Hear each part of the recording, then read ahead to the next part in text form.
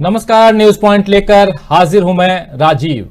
कल यानी 2 नवंबर को 29 विधानसभा और 3 लोकसभा सीटों पर हुए उपचुनाव के नतीजे आए। ये रिजल्ट सत्ताधारी बीजेपी के लिए किसी झटके से कम नहीं है, बल्कि ऐसा लग रहा है कि बीजेपी को इन नतीजों में अपने लिए खतरे की घंटी सुनाई दे रही है। खास बात यह है कि इन नतीजों पर बीजेपी का कोई भी राष्ट्रीय नेता सामने आकर बात नहीं कर रहा है, लेकिन भीतर ही भीतर बीजेपी में खलबली मच चुकी है। वहीं दूसरी तरफ कांग्रेस के हौसले इन नतीजों से कुछ और बुलंद हुए हैं, कुछ ज्यादा ही बुलंदी पर हैं। पिछले विधानसभा चुनावों में कांग्रेस का प्रदर्शन कुछ खास नहीं रहा था, आप लोगों को पता है, लेकिन आने वाले विधानसभा चुनावों के लिए कांग्रेस सोच समझ करके एक एक कदम उठा रही है और अब इन उपचुनावों के नतीजों ने कांग्रेस के लिए माहौल और खुशगवार बना दिया है, जबकि बीजेपी खेमे में अंदरूनी निराशा साफ देखी जा सकती है। बीजेपी के राष्ट्रीय अध्यक्ष जेपी नड्डा हैं और उन्होंने ऊपरी तौर पर बीजेपी और एनडीए की जीत को लेकर के आभार प्रदर्शन किया है और पीएम मोदी को एक सशक्त नेतृत्व के रूप में बताया है और उनकी तारीफ की है। सब करते हैं, सारे नेता जो बीजेपी के हैं वो उनकी तारीफ करते हैं अपने प्रधानमंत्री की, लेकिन जिन राज्यों में बीजेपी हारी है वहां के लिए जेपी नड्डा ने कुछ बोलना सही नहीं, उचित नहीं समझा, कुछ भी नहीं कहा उन्होंने। तो यह साबित करता है कि इन उपचुनावों से बीजेपी को बड़ा झटका लगा है। जहां उसे जीतने की उम्मीद थी वहां भी करारी हार मिली है। तो क्या है बीजेपी की हार का कारण? क्या देश में मोदी विरोधी लहर बहना शुरू हो गई है और क्या कांग्रेस उपचुनावों के ट्रेंड को बरकरार रख पाएगी? यानी विधानसभा चुनावों में जो आने वाले विधानसभा 5 राज्यों के विधानसभा चुनाव है, उसके बाद भी जो विधानसभा चुनाव है उसमें कांग्रेस अपनी जो जीत का सिलसिला है उसको बरकरार रखेगी, जारी रखेगी। इसी पर आज चर्चा करेंगे और चर्चा के लिए हमारे साथ 3 खास साथी जुड़े हुए हैं। आइए तीनों से परिचय करवाऊं। हमारे साथ इस वक्त 2 खास साथी हैं, सीधे कोलकाता से जुड़े हुए हमारे साथी सुमन भट्टाचार्य जी। सुमन जी, आपका स्वागत करता हूं और स्वागत करता हूं हमारे साथी अमलिंदु उपाध्याय जी, आपका भी। और थोड़ी देर बाद जयशंकर गुप्त भी हमारे साथ जुड़ेंगे। हम लोग चर्चा कर रहे हैं कल के एक एपिसोड को आगे बढ़ाते हुए और आज दिन भर के घटनाक्रम, खासकर आज छोटी दिवाली के रूप में हिंदुस्तान में ये दिवाली कल है और दिवाली से पहले आज का दिन जो छोटी दिवाली के रूप में मनाते हैं। और आज अयोध्या में एक अलग तरह की रंगत दिख रही है, जहां 12 लाख दियों के साथ एक रिकॉर्ड बनाया जा रहा है और वहां योगी आदित्यनाथ लगातार और नेशनल मीडिया लगातार कवरेज के लिए डटा हुआ है, बना हुआ है। योगी आदित्यनाथ भी राम के नाम पर अपने आने वाले चुनाव में वोटर्स को अपनी ओर साधने की कोशिश कर रहे हैं, यह साफ झलक रहा है। लेकिन आगामी चुनाव में जो होगा उस पर तो चर्चा खूब होगी, बहुत होगी चर्चा। लेकिन कल जो कुछ हुआ है चर्चा उसकी थोड़ी आज और कर लेते हैं और उसके बाद फिर धीरे से इस पर भी चलेंगे कि आखिर अयोध्या का लाभ किसे मिलेगा, राम मंदिर का जो एक एजेंडा बीजेपी का रहा है उसका किसको फायदा होगा। लेकिन साथ साथ कांग्रेस की चर्चा महत्वपूर्ण, बहुत ही इंपॉर्टेंट यहां पर इसलिए है क्योंकि कांग्रेस एक तरफ आप देखिए कि जो कांग्रेस मुक्त भारत की बात होती थी वहां से एक अलग तरह के कांग्रेस नजर आ रही है और कांग्रेस मुक्त भारत कहने वाली जो पार्टी बीजेपी, वो पहाड़ों पर यानी कि हिमाचल प्रदेश में तो उसका सूपड़ा साफ हो गया है और अगर बंगाल की बात करें तो वहां भी सूपड़ा साफ हो गया है और बंगाल की सीटें भी वहां एक भी सीट बचा नहीं पाई उपचुनाव में। हमारे साथ हमारे एग्जीक्यूटिव एडिटर जयशंकर गुप्त जी भी जुड़ गए हैं। जयशंकर जी, आपका स्वागत करता हूं और साथ में आप तमाम दोस्तों, साथियों, शुभचिंतकों, आप सबका स्वागत है। और दिवाली कल है लेकिन आज छोटी दिवाली और हर तरफ एक माहौल है दिवाली का, दिए जगमगा रहे हैं अपने अपने तरीके से, सब दिवाली मना रहे हैं। लेकिन कल के रिजल्ट जो उपचुनाव आए हैं उससे किसके घर में, किस पार्टी के अंदर दिवाली है और किसका दिवाला हो गया है, यानी कि आने वाले समय में किसकी दिवाली अच्छी रहेगी। और इसके बाद होली की चर्चा भी होगी क्योंकि जो अगला चुनाव है वो होली के आसपास ही है। तो दिवाली के बाद होली कैसी होगी इस पर भी, और उसमें किस पर क्या रंग चढ़ेगा ये भी देखने वाली बात होगी। लेकिन जयशंकर जी, सीधे आपके पास आना चाहूंगा, उसके बाद सुमन भट्टाचार्य जी आपके पास, इसलिए क्योंकि आप कलकत्ता में बैठे हुए हैं और आज वहां से खबर आई है कि टीएमसी और कांग्रेस को एक साथ आना चाहिए और खासकर गोवा को लेकर के टीएमसी की तरफ से ये खबर, ये बातें चल रही हैं। डेरेक ओब्रायन ने एक इंटरव्यू दिया है एक चैनल को, वहां उन्होंने कहा है, बहुत सारी बातें कही हैं, उस पर भी चर्चा। लेकिन उससे पहले हम कल की चर्चा जब कर रहे हैं तो कल पहाड़ से लेकर के और बंगाल तक सब तरफ बीजेपी को हार नसीब हुई है और खासकर पहाड़ पर यानी कि हिमाचल प्रदेश में तो बीजेपी का सुपड़ा ही साफ हो गया। 4 लाख वोटों से जीतने वाली मंडी सीट, जिसको कि 2 साल पहले 2019 के लोकसभा चुनाव में 4 लाख वोटों से जीत करके बीजेपी आई थी, वहां बीजेपी हार गई। और उसके बाद एक और भी तथ्य यहां पे है जयशंकर जी कि 3 सीटें थी लोकसभा विधानसभा की मध्य प्रदेश में, उन 3 सीटों में से 1 सीट कांग्रेस जीती है और 2 सीट बीजेपी जीती है। लेकिन ये जो 2 सीटें बीजेपी जीत करके आई है, उसमें से 1 सीट समाजवादी पार्टी से आए हुए प्रत्याशी ने जीत करके उसमें जीत दिलाई है, दूसरी सीट कांग्रेस से आए हुए प्रत्याशी ने जीत दिलाई है। और लेकिन जो बीजेपी का अपना प्रत्याशी है वो सीट हार गई। तो ये जो बातें हैं क्या कुछ कहती हैं। वोट परसेंटेज गिरा है, सब कुछ हुआ है। कांग्रेस खेमे से लेकर के बीजेपी खेमे की तुलना अगर की जाए और आने वाले इस रिजल्ट को लेकर के, क्योंकि कल भी मैं कह रहा था कि ये जो रिजल्ट है ये क्वार्टर फाइनल इसे मान सकते हैं, 2022 को सेमीफाइनल मान सकते हैं और 2024 को फाइनल मान सकते हैं। तो ये क्वार्टर फाइनल का रिजल्ट और इसमें कहां आप पाते हैं कांग्रेस को और कहां पाते हैं बीजेपी को, और उसमें किसकी अच्छी दिवाली और किसकी अच्छी होली होने वाली है, इस पर जरा चर्चा करें। तो राजीव जी, इन जो उपचुनाव के जो नतीजे हैं के सबक सबके लिए हैं। भारतीय जनता पार्टी के लिए तो साफ साफ है कि भाई अब आप सिर्फ विधानसभाएं नहीं हार रहे हैं, मोदी जी का भी करिश्मा दांव पे लग रहा है, वो भी हार रहे हैं। लोकसभा का चुनाव मंडी की सीट आप हार गए, जैसा आप बता रहे हैं 4 लाख से पिछली बार 2019 में जीते थे, इस बार वहां से हार गए और पूर्व मुख्यमंत्री वीरभद्र सिंह जी की पत्नी चुनाव जीत गई वहां से कांग्रेस के उम्मीदवार के रूप में। और फिर 3 विधानसभाओं के उपचुनाव भी जो थे वो भी, मतलब इसका मतलब यह है कि अंडर करंट पूरी तरह से भारतीय जनता पार्टी के खिलाफ पहाड़ पे बह रहा है। वहां के मुख्यमंत्री जयराम ठाकुर ने भी कहा है कि साहब महंगाई मार गई हमको। तो इसका मतलब कि महंगाई अब मारना शुरू कर चुकी है। तो अब वो है कि पहाड़ की जो ये हवा है जो वहां से चलेगी, तो नीचे पंजाब है, बगल का एक और पहाड़ है उत्तराखंड है, इन दोनों को तो प्रभावित करने से चुकेगी नहीं वो हवा। इन दोनों में भी तो कोई ना कोई असर पड़ेगा। और फिर अगले ही साल जो है हिमाचल प्रदेश में भी विधानसभा का चुनाव होने वाला है। इसका संकेत साफ है कि अब हिमाचल प्रदेश में कांग्रेस की सरकार वापस आ सकती है। और एक चीज और, एक तथ्य बताऊं कि इस चुनाव में कांग्रेस का जो G23 एलिमेंट था वो लगभग बाहर था। उसके एक बड़े नेता जो अपने को बताते हैं राज्यसभा में बड़े नेता हैं, केंद्र में मंत्री भी रहे हैं, वो कहीं हिमाचल के चुनाव में कहीं दिखाई नहीं थे। तो इन सब के बावजूद अगर कांग्रेस वहां से अच्छा परफॉर्म करती है, जीत के आती है, तो एक तो कांग्रेस के लिए उठ खड़े होने का समय है और दूसरा भाजपा के लिए बहुत गंभीरता पूर्वक सोचने की बात है कि जिस तरह से आप लूटते जा रहे हैं आम आदमी को। अब दिल्ली में पेट्रोल जब 110 रुपए लीटर की सीमा रेखा को भी पार कर गया है, वो 120 130 रुपए होने की स्थिति में आ गया बता रहे हैं लोग। अब उत्तर प्रदेश में विधानसभा के चुनाव से पहले अगर आप कुछ रेट कम कर देते हैं तो अलग बात है, लेकिन 100 और 110 रुपए का बैरियर पार करना अपने आप में बहुत बड़ी बात है। रसोई गैस महंगी हो गई है, सरसों का तेल महंगा हो गया है। जो आम जीवन में आम आदमी के जो उपभोग की वस्तुएं हैं, अनिवार्य जो वस्तुएं हैं, अनिवार्य उपभोग की वस्तुएं हैं, उन सब के दाम बढ़ाते चले जा रहे हैं आप और सोच रहे हैं कि जनता तो ठीक है, भक्त लोग खुश हैं, रामधुन गा रहे हैं तो कोई दिक्कत ही नहीं है। लेकिन हिमाचल ने बता दिया कि नहीं, रामधुन के पीछे भी कोई एक और धुन है जो बज रही है। तो एक तो भाजपा के लिए ये है, संकेत है।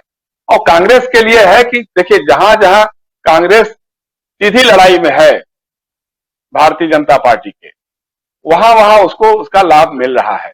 और जहां उसकी गुटबंदी उस पर हावी हो रही है, जैसे मान लीजिए मध्य प्रदेश का चुनाव, मध्य प्रदेश में जैसा बता रहे हैं लोग कि कांग्रेस की जो भीतरघाती राजनीति है, आपस की जो गुटबाजी है, वो ज्यादा प्रभावशाली रही है। इसलिए वहां पे 2 सीटें इनके हाथ से आते आते रह गई, निकल गई और खंडवा में भी हार गए। हालांकि खंडवा में जो हार का अंतर था वो कम हुआ है। जो हमको लगता है कि वो 2019 के चुनाव में काफी बड़े मतों से हारे थे कांग्रेस के उम्मीदवार वहां से, और इस बार कम मतों से हारे हैं, तो ये भी एक फैक्टर है। इसी तरह से आप जब आइएगा राजस्थान में तमाम असंतुष्ट गतिविधियां हुई, तमाम तरह की बातें कही गई, लेकिन चुनाव में कांग्रेस का जो के सभी धड़े थे एकजुट होकर के लड़े और बहुत मजबूती से लड़े और दोनों सीटें जीत गई। और एक सीट तो ऐसी है दरियाबाद की जो सीट है वो बीजेपी का एकदम परंपरागत गढ़ था और वहां पे बीजेपी तीसरे चौथे नंबर पे चली गई, जमानत भी नहीं बच पाई।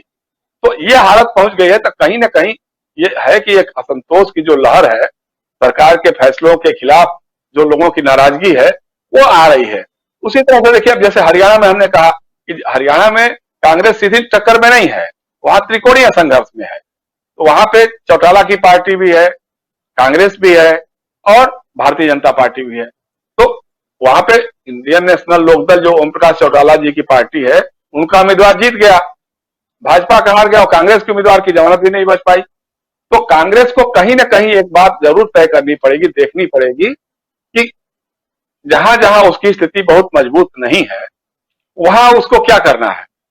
जो क्षेत्रीय दल हैं, अब क्षेत्रीय दलों को लेकर के कांग्रेस के गले में एक ऐसी ग्रंथि फंसी हुई है, वो समझ से परे वाली बात है। कभी वो समझती है कि इसको हम निगल लेंगे, कभी समझती है कि उगल लेंगे, ना उगल पा रही है ना निगल पा रही है।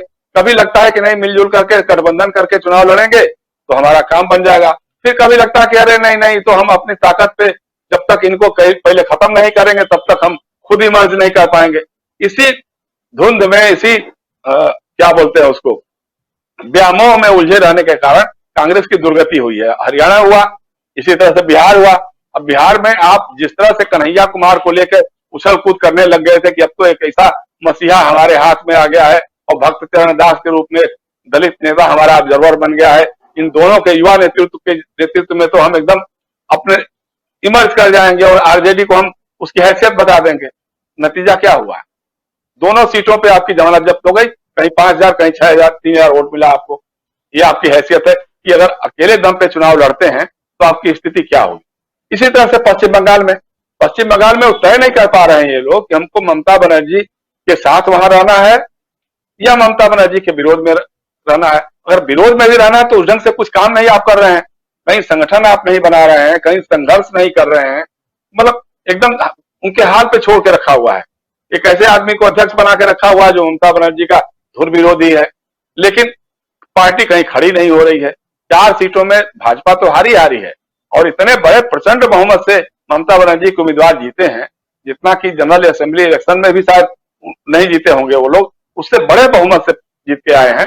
और इनका पूरा का भाजपा का जो भी था वो हिंदू मुसलमान, भारत पाकिस्तान, तालिबान, हुक्मरान, क्या फलान, ये सब करते रह गए, सब कुछ हुआ लेकिन कोई फर्क नहीं पड़ा। ममता की लोकप्रियता में कोई फर्क नहीं पड़ रहा है। तो एक तो यही है कि कांग्रेस को एक गठबंधन की राजनीति के बारे में साफ रवैया अपनाना पड़ेगा कि हमको गठबंधन करना है कि नहीं करना है। अच्छा, नहीं करना है तो फिर उसके हिसाब से अपनी रणनीति पे काम करो, फिर संगठन को मजबूत करो, वहां संघर्ष करो, कुछ लगे कि हाँ आप हैं मैदान में, वहां मैदान में कहीं आप दिखते नहीं है और चुनाव में एक उम्मीदवार खड़े कर लेंगे और आकर के जमानत जब्त हो जाएगी। बिहार में ऐसे ही हुआ, बंगाल में ऐसे ही हुआ। तो अच्छा, दूसरा यह है कि लोकसभा की बात जब मैं कर रहा था तो मंडी तो बीजेपी हारी है। दादरा नगर हवेली की जो सीट है, शिवसेना की उम्मीदवार पहली बार जो है महाराष्ट्र से बाहर जाकर के चुनाव जीती है और वो भी कांग्रेस के अलायंस पार्टनर के रूप में है। तो ये भी बीजेपी की एक बहुत बड़ी हार हो गई। मतलब 3 लोकसभा की सीटों में 2 लोकसभा की सीटें वो हार गए। विधानसभा की सीटों में भी ठीक है, कुछ जगहों पे आपको मिला। कर्नाटका हार गए आप। कर्नाटका अब जो मुख्यमंत्री बसवराज बोम्मई हैं, उनके अपने क्षेत्र में बीजेपी हार गई, कांग्रेस का उम्मीदवार जीत गया। तो इस तरह से बीजेपी के खिलाफ एक मानस तो बन रहा है। अब उस मानस को कैसे आप एक्सप्लॉइट कर सकते हैं, कैसे उसका इस्तेमाल आप भाजपा को हराने के लिए कर सकते हैं, इस पे कांग्रेस के जो रणनीतिकार है, सो कॉल्ड रणनीतिकार हैं, उनको विचार करना पड़ेगा। अदरवाइज तो कोई ये नहीं है। दूसरी तरफ एक मैसेज लालू प्रसाद यादव, उनके बेटे तेजस्वी यादव के लिए भी है कि भाई गठबंधन धर्म की एक पालना होती है, एक नीति होती है कि उस नीति पे आपको चलना होगा। जैसे मान लिया 2 सीटें थी, अब अगर एक जो थी कुशेश्वर स्थान की जो सीट थी, अगर पिछली बार कांग्रेस का उम्मीदवार था वो भी 5-6 हजार वोट से ही हारा था, तो ठीक है उसको सीट दे सकते थे। हालांकि इन लोगों के पास एक तर्क था कि लगातार 3-4 बार से वो हार रहे थे चुनाव, तो इसलिए अब कब तक हारते रहेंगे। लेकिन आप भी तो नहीं जीत पाए ना।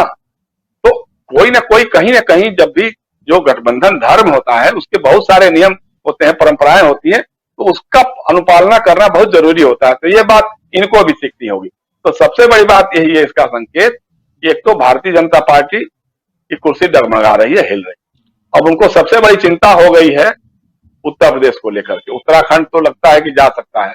पंजाब में जिस तरह से चरणजीत सिंह चन्नी काम कर रहे हैं, आम आदमी के बीच जा करके उनके बीच रह करके काम कर रहे हैं, अगर आला कमान को कांग्रेस के जरा भी अकल और उत्ती होगी तो नवजोत सिंह सिद्धू जैसे लोगों को कीप सटअप कह करके बैठा देना होगा कि भाई साहब अब आपका हो गया बहुत सारा, चुपचाप बैठिए, नहीं तो जाइए आप भी। जैसे अमरिंदर सिंह गए ना, तो आप भी चले जाइए, कोई फर्क नहीं पड़ता, हारेंगे तो हारेंगे, जीतेंगे तो जीतेंगे। क्योंकि चन्नी के रूप में चन्नी को डिस्टर्ब करेंगे अगर आप, तो आप कहीं के नहीं रह जाएंगे। तो इसको एक मैसेज ये है। अब उसके अलावा बात यही है कि कांग्रेस को यह तय जरूर करना पड़ेगा कि भाई हमको भविष्य में गठबंधन की राजनीति करनी है कि नहीं करनी है। नहीं करनी है तो कैसे खड़ा होना है, और करनी है तो फिर किस शर्तों पे करना है। ये जब तक क्लियर नहीं होगा, तो आप देखिए उत्तर प्रदेश को लेकर के बौखलाहट मैं सुन रहा था। अयोध्या में योगी आदित्यनाथ वहां गए और किस तरह से उनका भाषण था कि साहब 1990 में 30 अक्टूबर को और 6 नवंबर को क्या गोलियां चलवाई, कार सेवकों को मरवा दिया, ये करवा दिया, वो करवा दिया। अरे बाबा, थोड़ा पढ़ाई लिखाई क्या करो। 1990 के बाद 2021 तक कितनी गंगा जमुना सरजू में पानी बहा है, कितनी सरकारें बदली हैं, मुलायम सिंह मुख्यमंत्री हुए, जिनको आप कहते हो रामद्रोही हैं, जिन्होंने गोलियां चलवाई थी। उसके बाद उत्तर प्रदेश की जनता ने, अयोध्या की जनता ने, फैजाबाद की जनता ने मुलायम सिंह यादव को मुख्यमंत्री बनाया, मायावती को मुख्यमंत्री बनाया, अखिलेश यादव को मुख्यमंत्री बनाया। और आप बात करो 1990 को लेकर पड़े हुए हो। आज आप 9 लाख 10 लाख दिए जला रहे हो सरजू के किनारे, और आप भूल गए कि कितने नदियों में कितनी लाशें तैर रही थी। जो कोरोना में मरे लोग, उनको सम्मानजनक अंत्येष्टि बाबा तुम नहीं दिला सका, और आज तुम दीप पर्व कर रहा है। शर्म नहीं आती है। उत्तर प्रदेश में कितने लोग हैं जो स्कूलों में जो मिड डे मील बनाने वाले, भोजन बनाने वाले लोग हैं, 8 महीने से उन लोगों को पैसा तनख्वाह नहीं मिली है, और तुमने करोड़ों करोड़ रुपए इस फर्जी दीपोत्सव पर खर्च कर दिया। तो ये बातें हैं। इसलिए भाजपा का डगमगाया हुआ है। कोशिश उनकी यही हो रही है कि कैसे तो दंगा हो जाए, कैसे तो सांप्रदायिक तनाव फैल जाए। अभी तक हो नहीं पा रहा है, यह सबसे बड़ी इनकी विफलता है। जी राजीव। बिल्कुल। और उत्तर प्रदेश पे और फिर से आएंगे आपके पास जयशंकर जी, लेकिन उससे पहले सीधे चलना चाहूंगा कोलकाता। हमारे साथी सीनियर जर्नलिस्ट सुमन भट्टाचार्य हमारे साथ जुड़े हुए हैं। सुमन जी, बात अभी गठबंधन की हो रही थी, टीएमसी, और अभी एक सवाल भी हम भी पूछ रहे हैं अपने पोल में, अपने कमेंट बॉक्स में, कि क्या टीएमसी और कांग्रेस को आगामी चुनाव के लिए गठबंधन कर लेना चाहिए। और अभी हमारे साथी जयशंकर जी भी कह रहे थे कि गठबंधन की ओर या ऐसे दलों के साथ, क्षेत्रीय दलों के साथ कांग्रेस को आगे बढ़ने के बारे में भी सोचना चाहिए। लेकिन जब हम यहां बात कर रहे हैं कांग्रेस की, तो दूसरी तरफ आप देखिए पश्चिम बंगाल की 4 सीटें, चारों सीटों पर टीएमसी जिस प्रकार जीत कर आई है, रिकॉर्ड एक सीट तो है 1,64,00,000 वोटों से भी ज्यादा वोटों से जीतने वाली ये जो सीट है दिनहाटा की सीट, यहां पर ये रिकॉर्ड सीट। उसके बाद 1,43,051 ये भी रिकॉर्ड। उसके बाद देखिए 64,675 ये भी रिकॉर्ड। और उसके बाद फिर 93,832 रिकॉर्डधारी बिल्कुल। सुमन जी शायद हमारे साथ नहीं जुड़े हुए हैं, या हैं सुमन जी? तो सुमन जी, आपसे सवाल यही है कि क्या ये जो टीएमसी की जीत इस ढंग से यहां देखी जा रही है आपके स्टेट वेस्ट बंगाल में, और टीएमसी की तरफ से जो आज डेरेक ओब्रायन जो राज्यसभा के सांसद हैं, उन्होंने भी टीएमसी और कांग्रेस के गठबंधन की बात भी कही है। कांग्रेस लगातार सुमन जी डिस्कनेक्ट हो गए हैं, वो दिख रहा है। लेकिन अमलेंदु जी, आपके पास आना चाहूंगा, और फिर सुमन जी जैसे कनेक्ट होते हैं उनके पास भी आएंगे। लेकिन सवाल यही है कि क्या कांग्रेस को, जैसा कह भी रहे थे कि एक तरफ आप आमने सामने जहां हैं, मतलब जहां आपकी लड़ाई सीधे भाजपा से है, वहां आप पूरे दमखम के साथ तो लड़ रहे हैं, लेकिन जहां आपकी लड़ाई ट्रायंगुलर हो रही है, जहां 4 दलीय लड़ाई हो रही है, वहां पे आप पिछड़ जा रहे हैं, चाहे वो बिहार की बात हो, चाहे वो उत्तर प्रदेश की बात हो, चाहे वो वेस्ट बंगाल की बात हो। ऐसे में कांग्रेस करे तो क्या करे? और जो अभी हमारे साथी जयशंकर गुप्त जी कह रहे थे कि आपको एक जो गठबंधन धर्म है उसका पालन करने के लिए भी सोचना होगा और गठबंधन को आगे बढ़ाना होगा। क्या आपको लगता है कि जो छोटे दल हैं, जो क्षेत्रीय दल हैं, इसके साथ अब आने वाले चुनाव की रणनीतियों के तहत कांग्रेस को आगे बढ़ना चाहिए और ऐसे दलों के साथ गठबंधन करना चाहिए? और दूसरी बात, क्योंकि आप सबसे पुरानी पार्टी हैं तो आपको इस धर्म का पालन भी बड़ी ईमानदारी के साथ करना चाहिए। गठबंधन धर्म के पालन की बात है तो भाजपा के मुकाबले गठबंधन धर्म का पालन करने में कांग्रेस जो है कुछ ज्यादा ईमानदार रही है अब तक, क्योंकि भाजपा जिससे गठबंधन करती है उसको हजम पहले करती है। अब तक का इतिहास तो यही है भाजपा का, और सारे क्षेत्रीय दलों के साथ जिन जिन के साथ उसने गठबंधन किया उनको हजम करने की रणनीति पर ही भारतीय जनता पार्टी ने काम किया। कांग्रेस की अपनी मजबूरियां हैं और अपनी कमजोरियां हैं, दोनों हैं, और मजबूतियां भी हैं। तीनों चीजें कांग्रेस की अपनी अलग अलग हैं जो उसे भारतीय जनता पार्टी से अलग करती हैं। गठबंधन आज की एक सच्चाई है, और इसलिए सच्चाई है कि कांग्रेस चूंकि एक पूरे अखिल भारतीय स्तर की पार्टी है, जबकि भारतीय जनता पार्टी अखिल भारतीय स्तर की पार्टी नहीं है। तो कांग्रेस की जिम्मेदारी देश के प्रति ज्यादा बनती है, भारतीय जनता पार्टी की जिम्मेदारी राष्ट्रीय स्वयंसेवक संघ के प्रति है, देश के प्रति नहीं है। तो इसलिए कांग्रेस को जो है वो गंभीरता के साथ जो अपनी रणनीति बनानी चाहिए। समस्या ये है कि कांग्रेस के पास अब रणनीतिकार खत्म होते जा रहे हैं, और जो रणनीतिकार जिनको रणनीति करनी चाहिए थी, तो वो मतलब जिनको सबको लाया गया था बड़ा नेता बना करके रणनीतिकार बनाए गए थे, वो सब G23 बना करके कांग्रेस को कैसे मटकिया मिट किया जाए इसकी रणनीति बनाने में जुटे हुए हैं। और देखिए, कांग्रेस को जहां कुछ अच्छा होने को होता है, मतलब कुछ सूचना आती है कुछ अच्छा हो रहा है कांग्रेस के साथ, तो उसी के साथ जो एक न एक आकर के जो है वो बम फोड़ देता है कि लो हम बुरा भी कर सकते हैं। अब उत्तर प्रदेश में प्रियंका गांधी की जबरदस्त तरीके से मतलब कहा जाए कि घोषणा हुई कि हम 40% महिलाओं को टिकट देंगे, और उसी समय 2 नेता थे वो छोड़ के तुरंत चले गए उसी दिन समाजवादी पार्टी में। अब कल आया है उपचुनाव का परिणाम, और कांग्रेस के लिए एक अच्छा ये रिजल्ट कहा जा सकता है उपचुनाव के परिणाम, और ये साफ जाहिर कर रहे हैं कि कल भी हम लोगों ने चर्चा की थी, आज भी चर्चा इस पे है कि भारतीय जनता पार्टी का ग्राफ जो है वो तेजी से गिर रहा है, और उसके अपने कारणों से गिर रहा है, किसी दूसरी की वजह से नहीं है। क्योंकि जनता के साथ जो दुश्मनी भारतीय जनता पार्टी कर रही है उसकी वजह से भारतीय जनता पार्टी का ग्राफ नीचे गिर रहा है। लेकिन आज ये जो है वो अमरिंदर सिंह ने इस्तीफा देकर के एक बम और फोड़ दिया। तो ये जो रणनीति में कमी दिखाई दे रही है कांग्रेस की, मुझे लगता है कि कांग्रेस के आला कमान को इस पे भी जो ध्यान देना पड़ेगा कि अगर ओल्ड गार्ड्स जो है वो कांग्रेस के लिए खतरा होते जाना, तो इन सबसे एक साथ निपट लिया सबसे। मतलब जब अमरिंदर सिंह के बारे में सूचनाएं थी आपके पास कि ये जाने वाले हैं या जा रहे हैं, तो अब तक बर्दाश्त में क्यों किया जा रहा? तो निकाल के पहले आप आगे कर देते, 10 दिन पहले भी कर सकते थे, जब वो खुली चिट्ठी लिख रहे थे सोनिया गांधी को, और सिद्धू का इस्तीफा उठा करके पोस्ट कर रहे थे अपने ट्विटर के उस पे, तो ये सब चीजें कर रहे थे, आप उससे भी उनको निकाल के बाहर कर सकते थे। और अगर आपको रोकना था तो उसको रोकने के लिए काम किया जाता, फिर मनाया जाता अमरिंदर सिंह को क्या चीजें क्या नहीं है, उस पर काम होना चाहिए था। तो मुझे लगता है कि ये जो रणनीति में कमी है ये कांग्रेस के ऊपर जो भारी पड़ती जा रही है। इसी तरीके से जो गठबंधन की चीजें हैं, मुझे लगता है कि कांग्रेस को गठबंधन के रास्ते पे तो जाना ही पड़ेगा, इसमें कोई शक नहीं है। क्योंकि आज की स्थिति में जो है 2 बड़े प्रदेश जो है उत्तर प्रदेश और बिहार, मतलब यहां अगर आप कमजोर हैं तो फिर आप अकेले दम पे जो है वो सरकार बनाने का सपना अभी नहीं देख सकते। हालांकि ये सही है कि 250 के आसपास सीटें जो तो कांग्रेस की सीधी टक्कर भारतीय जनता पार्टी के साथ है, लेकिन 250 के अलावा देश में सीटें तो 543 है। तो ये जो गैप है इसको पूरा करने के लिए कांग्रेस को गठबंधन के रास्ते पे भी काम करना पड़ेगा, या फिर आप स्वयं को उत्तर प्रदेश और बिहार में आप मजबूत कर लीजिए।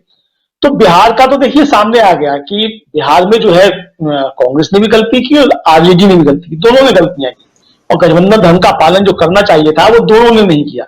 और जिस तरीके से तू मैं जो थी वो कांग्रेस के बड़े नेताओं की तरफ से और आरजेडी के सुप्रीमो की तरफ से भी जिस तरीके से हुई और जिस भाषा का इस्तेमाल हुआ, मुझे लगता है कि ये आरजेडी जैसे एक सहयोगी के साथ कांग्रेस का, जिसका बड़ा पुराना संबंध है, मतलब लालू प्रसाद यादव जो मुलायम सिंह यादव या अखिलेश यादव नहीं है, कांग्रेस को भी ये समझना चाहिए और कांग्रेस के रणनीतिकारों को भी समझना चाहिए कि आप लालू प्रसाद यादव के खिलाफ अगर आप बयानबाजी करेंगे इस तरीके से, तो ये आपकी कमजोरी कहीं ना कहीं दिखाएगी। और मुझे लगता है कि ये जो कमजोरी दिखी, तो ये इसका भी कुछ परिणाम जो है वो कांग्रेस को क्या है। आप बताइए कि जो कैंडिडेट जो है इंडिपेंडेंट लड़के 10,000 वोट पाता है, वही कैंडिडेट जब कांग्रेस की टिकट पर लड़ता है तो 5,000 के आसपास जाके समझ जाता है।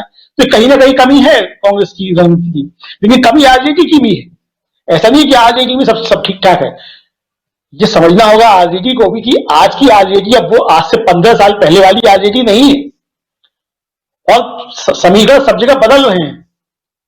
तो ये जो छोटे दल हैं या क्षेत्रीय दल हैं, इनको भी समझना होगा कि आप भी अकेले रह करके भारतीय जनता पार्टी से नहीं लड़ सकते।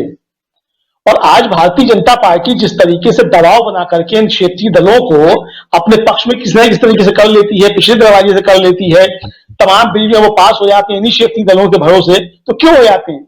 इसीलिए कि कांग्रेस कमजोर है और आप जो है उसके सामने, भारतीय जनता पार्टी के सामने आप ब्लैकमेल हो जाते हैं। तो आपको आपकी भी आपको भी जरूरत कांग्रेस की, ऐसा नहीं कि कांग्रेस को ही आपकी जरूरत है। आरजेडी को भी बिहार में कांग्रेस की आवश्यकता पड़ेगी, भले ही उसके 5,000 वोट हों। आरजेडी की जो सीटें हार गई, तो उनमें कांग्रेस ने अगर 5,000 वोट काट लिए, तो वो आरजेडी का नुकसान तो 10,000 का हो गया ना। तो ये चीजें जो हमारे क्षेत्रीय दल हैं उनको भी समझना होगा कि भाई आपको भी रास्ता अपना तय करना है, या तो कांग्रेस के साथ या कांग्रेस के खिलाफ या भारतीय जनता पार्टी के साथ। अब डेरेक ओब्रायन ने आज कहा कि भाई कांग्रेस के साथ गठबंधन होना चाहिए, बहुत अच्छी बात है। लेकिन आप जो असम में क्या कर रहे हैं, आप गोवा में जाकर के क्या कर रहे हैं? भाई आप कांग्रेस को नुकसान पहुंचाने के लिए गए हैं। सीधी सी बात तो यह है, गोवा में आपका पहले से क्या था? तो ये सब चीजें क्षेत्रीय दलों को भी समझनी होगी और इस पर चर्चा निश्चित तौर पे करनी होगी। कांग्रेस को भी जो है इस पर विचार करना होगा कि भाई आपको अपने संबंधों किस तरीके से बनाकर रख सकते हैं। जैसे जयशंकर जी ने कहा कि भाई बंगाल में या तो तय कर लीजिए, या तो हम ममता के साथ हैं, ममता के खिलाफ हैं। अगर आप खिलाफ हैं ममता के साथ, मतलब ममता के खिलाफ है, तो वहां पर मोर्चा संभालिए फिर ममता के खिलाफ। तो ये चीजें मतलब इनके रणनीतिकार में उनको भी सोचनी पड़ेगी। जी राजीव जी। बिल्कुल, सुमन भट्टाचार्य जुड़ गए हैं। और जब डेरेक ओब्रायन, ममता बनर्जी और कांग्रेस, इन तमाम बातों की जब चर्चा हो रही है, तो सीधा सवाल इन्हीं से कर लेना चाहिए। इन्हीं से पूछ लेते हैं कि आखिर वेस्ट बंगाल में क्या चल रहा है। एक रिकॉर्ड जीत 4 सीटों पर, और जीत ऐसी वैसी नहीं, रिकॉर्डधारी 1,64,000 एक सीट पर। अभी मैं देख रहा हूं 1,43,000, 1,43,000, उसके बाद में 93,832, फिर 64,675। ये जो अंतर है अपने आप में बहुत कुछ, मतलब सामने वाले का सुपड़ा साफ। ये रिजल्ट आया है टीएमसी का यहां, और 4 की 4 सीटें टीएमसी जीत गई। बात सिर्फ टीएमसी का जीतना नहीं, इन 4 में से 2 सीटें ऐसी हैं, सुमन जी बहुत अच्छी तरह से बताएंगे, जो बीजेपी की सीट थी उसको भी टीएमसी ने कब्जे में कर लिया। अब इसके बाद डेरेक ओब्रायन का जो आज इंटरव्यू देख रहा था, उस इंटरव्यू में उन्होंने कांग्रेस का नाम लिए बिना जो नसीहत दी है कांग्रेस को, वो साफ है कि 100 साल पुरानी और 20-23 साल पुरानी पार्टीज में फर्क इतना है कि एक यंग है और एक जो है वो ओल्ड है, और दोनों मिलकर के अगर साथ चले तो कुछ अच्छा कर सकते हैं। ये कहना है डेरेक ओब्रायन का। लेकिन और साथ साथ एक लग रहा है कि आने वाले चुनाव और खासकर गोवा में कुछ गठबंधन की सुगबुगाहट दिखाई देने की कोशिश। लेकिन एक महत्वपूर्ण बात हमारे साथी अमलेंदु उपाध्याय जी भी कर रहे थे कि जब आप ऐसी बात कर रहे हैं, गठबंधन धर्म की बात कर रहे हैं, तो आखिर कई जगह से कांग्रेस के उम्मीदवारों को या कांग्रेस के विधायकों को, कांग्रेस के कार्यकर्ताओं को, नेताओं को, सीनियर नेताओं को तोड़ने की कोशिश क्यों कर रहे हैं? जरा समझाइए टीएमसी की रणनीति जो है सुमन भट्टाचार्य जी, और साथ साथ ये कि कांग्रेस जो अभी कल के मतलब 8 सीटें कांग्रेस की, 7 सीटें बीजेपी की, जो चुनाव हुए कल उपचुनाव, उसमें मतलब कांग्रेस बीजेपी से आगे निकल गई। इससे कांग्रेस को कितनी बड़ी संजीवनी मिली है, ये भी बताइए। एक जो होता है कि जो कांग्रेस मुक्त भारत की बात करने वाली पार्टी आज वो किनारे हो रही है, पीछे हो रही है, और उन्हीं का जो नेता है वो कहता है कि महंगाई मार गई। क्या कहेंगे ओवरऑल इस मतलब कल के रिजल्ट पे, और टीएमसी और कांग्रेस के गठबंधन, सुगबुगाहट और उनकी रणनीति, उनकी आगे की सियासी चालें क्या हो सकती हैं इस पर? राजीव जी, मैं टीएमसी और बंगाल के बारे में बात करने से पहले, जहां से आपने अंत किया, और मैं थोड़ा सा मैं सबसे माफी चाहता हूं, मेरे को थोड़ा सा यहाँ पे पावर कट हो गया था, मेरे को पूरा मेरा सब कुछ बंद हो गया था। जहां पे जयशंकर जी का मैंने जो आखिरी बात सुना था, मैं थोड़ा सा वहां से शुरू करना चाहता हूं। देखिए, हिमाचल प्रदेश की जो मंडी की सीट है वो बहुत महत्वपूर्ण है। महत्वपूर्ण इसलिए नहीं है सिर्फ वो जेपी नड्डा का खुद का स्टेट है हिमाचल प्रदेश। मंडी सीट में बीजेपी का जो कैंडिडेट था वो ब्रिगेडियर कुशल ठाकुर था, जो कारगिल के एक वॉर हीरो था। और अगर आप याद रहेंगे, पिछले 3-4 महीने में कारगिल के ऊपर सिनेमा भी आया था शेरशाह। तो बीजेपी का जो मैं कहूंगा जो कोशिश रहता है, जो देश प्रेम बोलिए या जो नेशनलिज्म बोलिए, जिसका लहरों उठाना चाहते हैं, उसके लिए ब्रिगेडियर कुशल ठाकुर एक बहुत अच्छा कैंडिडेट था। लेकिन आप जो बोला राजीव जी, बिल्कुल ठीक बोले आपने, जे मंडी जो उन लोगों ने 2 लाख से ऊपर वोटों से जीता था, वहां पे ऐसे एक देश प्रेम की आइकॉन को खड़ा करके भी उन्होंने सीट बचा नहीं पाया। अच्छा, जयशंकर जी और आपने भी दादरा नगर हवेली के बारे में बात किया। अच्छा, दादरा नगर हवेली की सीट भी बहुत इंटरेस्टिंग है, क्योंकि वहां पे चुनाव इसलिए हो रहा था क्योंकि वहां का जो भूतपूर्व सांसद था, उन्होंने सुसाइड किया था। उनका डेड बॉडी बॉम्बे से बरामद हुआ था, और उसने अपना चिट्ठी लिख के खुलेआम बोला था, जो दादरा नगर हवेली की जो एडमिनिस्ट्रेटर है, जो मोदी जी जब गुजरात में चीफ मिनिस्टर था, उसका सहयोगी था, उसका प्रेशर में उनको सुसाइड करना पड़ा। तो वो दादरा नगर हवेली की सीट में देलकर सब की जो बीबी है, उनको शिवसेना ने कैंडिडेट कर दिया, और उन्होंने बीजेपी को ऐसे हराया जो सोच भी नहीं सकते थे। तो आप अगर देखेंगे, 3 जो लोकसभा सीट है, उनमें से 2 बीजेपी बुरी तरह हारा। एक उसका खुद का सीट था मंडी, और एक उन्होंने जो जीतने की कोशिश कर रहा था दादरा नगर हवेली, उसमें वो हारा। अच्छा, बंगाल के हार में बंगाल में बीजेपी का हालत तो ऐसे भी खराब चल रहा था। पिछले भी दिन में राजीव जी आपने प्रोग्राम किया है, बंगाल में रोज कोई ना कोई बीजेपी का लीडर छोड़ रहा है। लेकिन ये जो चुनाव है, ये चुनाव का महत्व दूसरा तरह था। मैं कांग्रेस अच्छा कर रहा है या टीएमसी अच्छा कर रहा है, ये सब छोड़ के मैं ये बोलना चाहता हूं, देश के लोग कितना बीजेपी के खिलाफ हो गया है। इनमें से ऐसे 2 असेंबली सीट था जहां पे बीजेपी 6 महीने पहले असेंबली में जीता था, और नॉर्थ बंगाल का जो सीट था दीनहाटा, वहां से जो बीजेपी का उम्मीदवार पहले जीता था, वो अभी सेंट्रल में एमओएस होम है, निशीथ प्रामाणिक, अमित शाह के डिपार्टमेंट में वो एमओएस होम है। वो सीट पिछले चुनाव में बीजेपी ने 57 छोटा मार्जिन से जीता था, सिर्फ 57 वोटों से जीता था। लेकिन इस चुनाव में उन लोगों ने वो सीट 1,60,000 की वोट से हारी, 1,60,000 की वोट। और जो एमओएस होम है निशीथ प्रामाणिक, उसका जो खुद का बूथ है, अब सब लोगों को मालूम होता है पोलिंग बूथ होता है, उस पोलिंग बूथ में भी बीजेपी को 100 वोट भी नहीं मिले, 100 वोट भी नहीं मिले। उस बूथ में भी बीजेपी 400 वोटों से हारी, जो एमओएस होम का सीट है। अच्छा, बीजेपी वाले उसके बाद बोलने लगे जो तृणमूल वाले बहुत रिगिंग किया, बहुत टेरराइज किया, इसलिए वोट नहीं हो पाया। अच्छा, एमओएस होम के बूथ में अगर दूसरे पार्टी टेरराइज करता है, तो ये एमओएस होम कश्मीर में जाके क्या करेंगे, अरुणाचल में जाके क्या करेंगे? ठीक है। तो और अगर आप देखेंगे, जो पिछले 4-6 महीने पहले जब बंगाल में चुनाव हो रहे थे, सारे लोगों के पास ये माहौल था कि बीजेपी पावर में आ रहा है, बीजेपी पावर में आ रहा है। मैं ये नहीं बोलना चाहता हूं कि टीएमसी अच्छा कर रहा है, मैं सिर्फ ये बोलना चाहता हूं लोग कितना बीजेपी के खिलाफ हो गए। 3 सीटों में बीजेपी का डिपॉजिट जमानत चला गया। जैसे राजस्थान में धारीवाल में हुआ ना, वो लोग 4था स्थान में चले गए, बल्लभ नगर में भी उन्होंने शायद 4था स्थान में है। यहां पे भी बंगाल में उनका जमानत बाजियाप्त हो गया।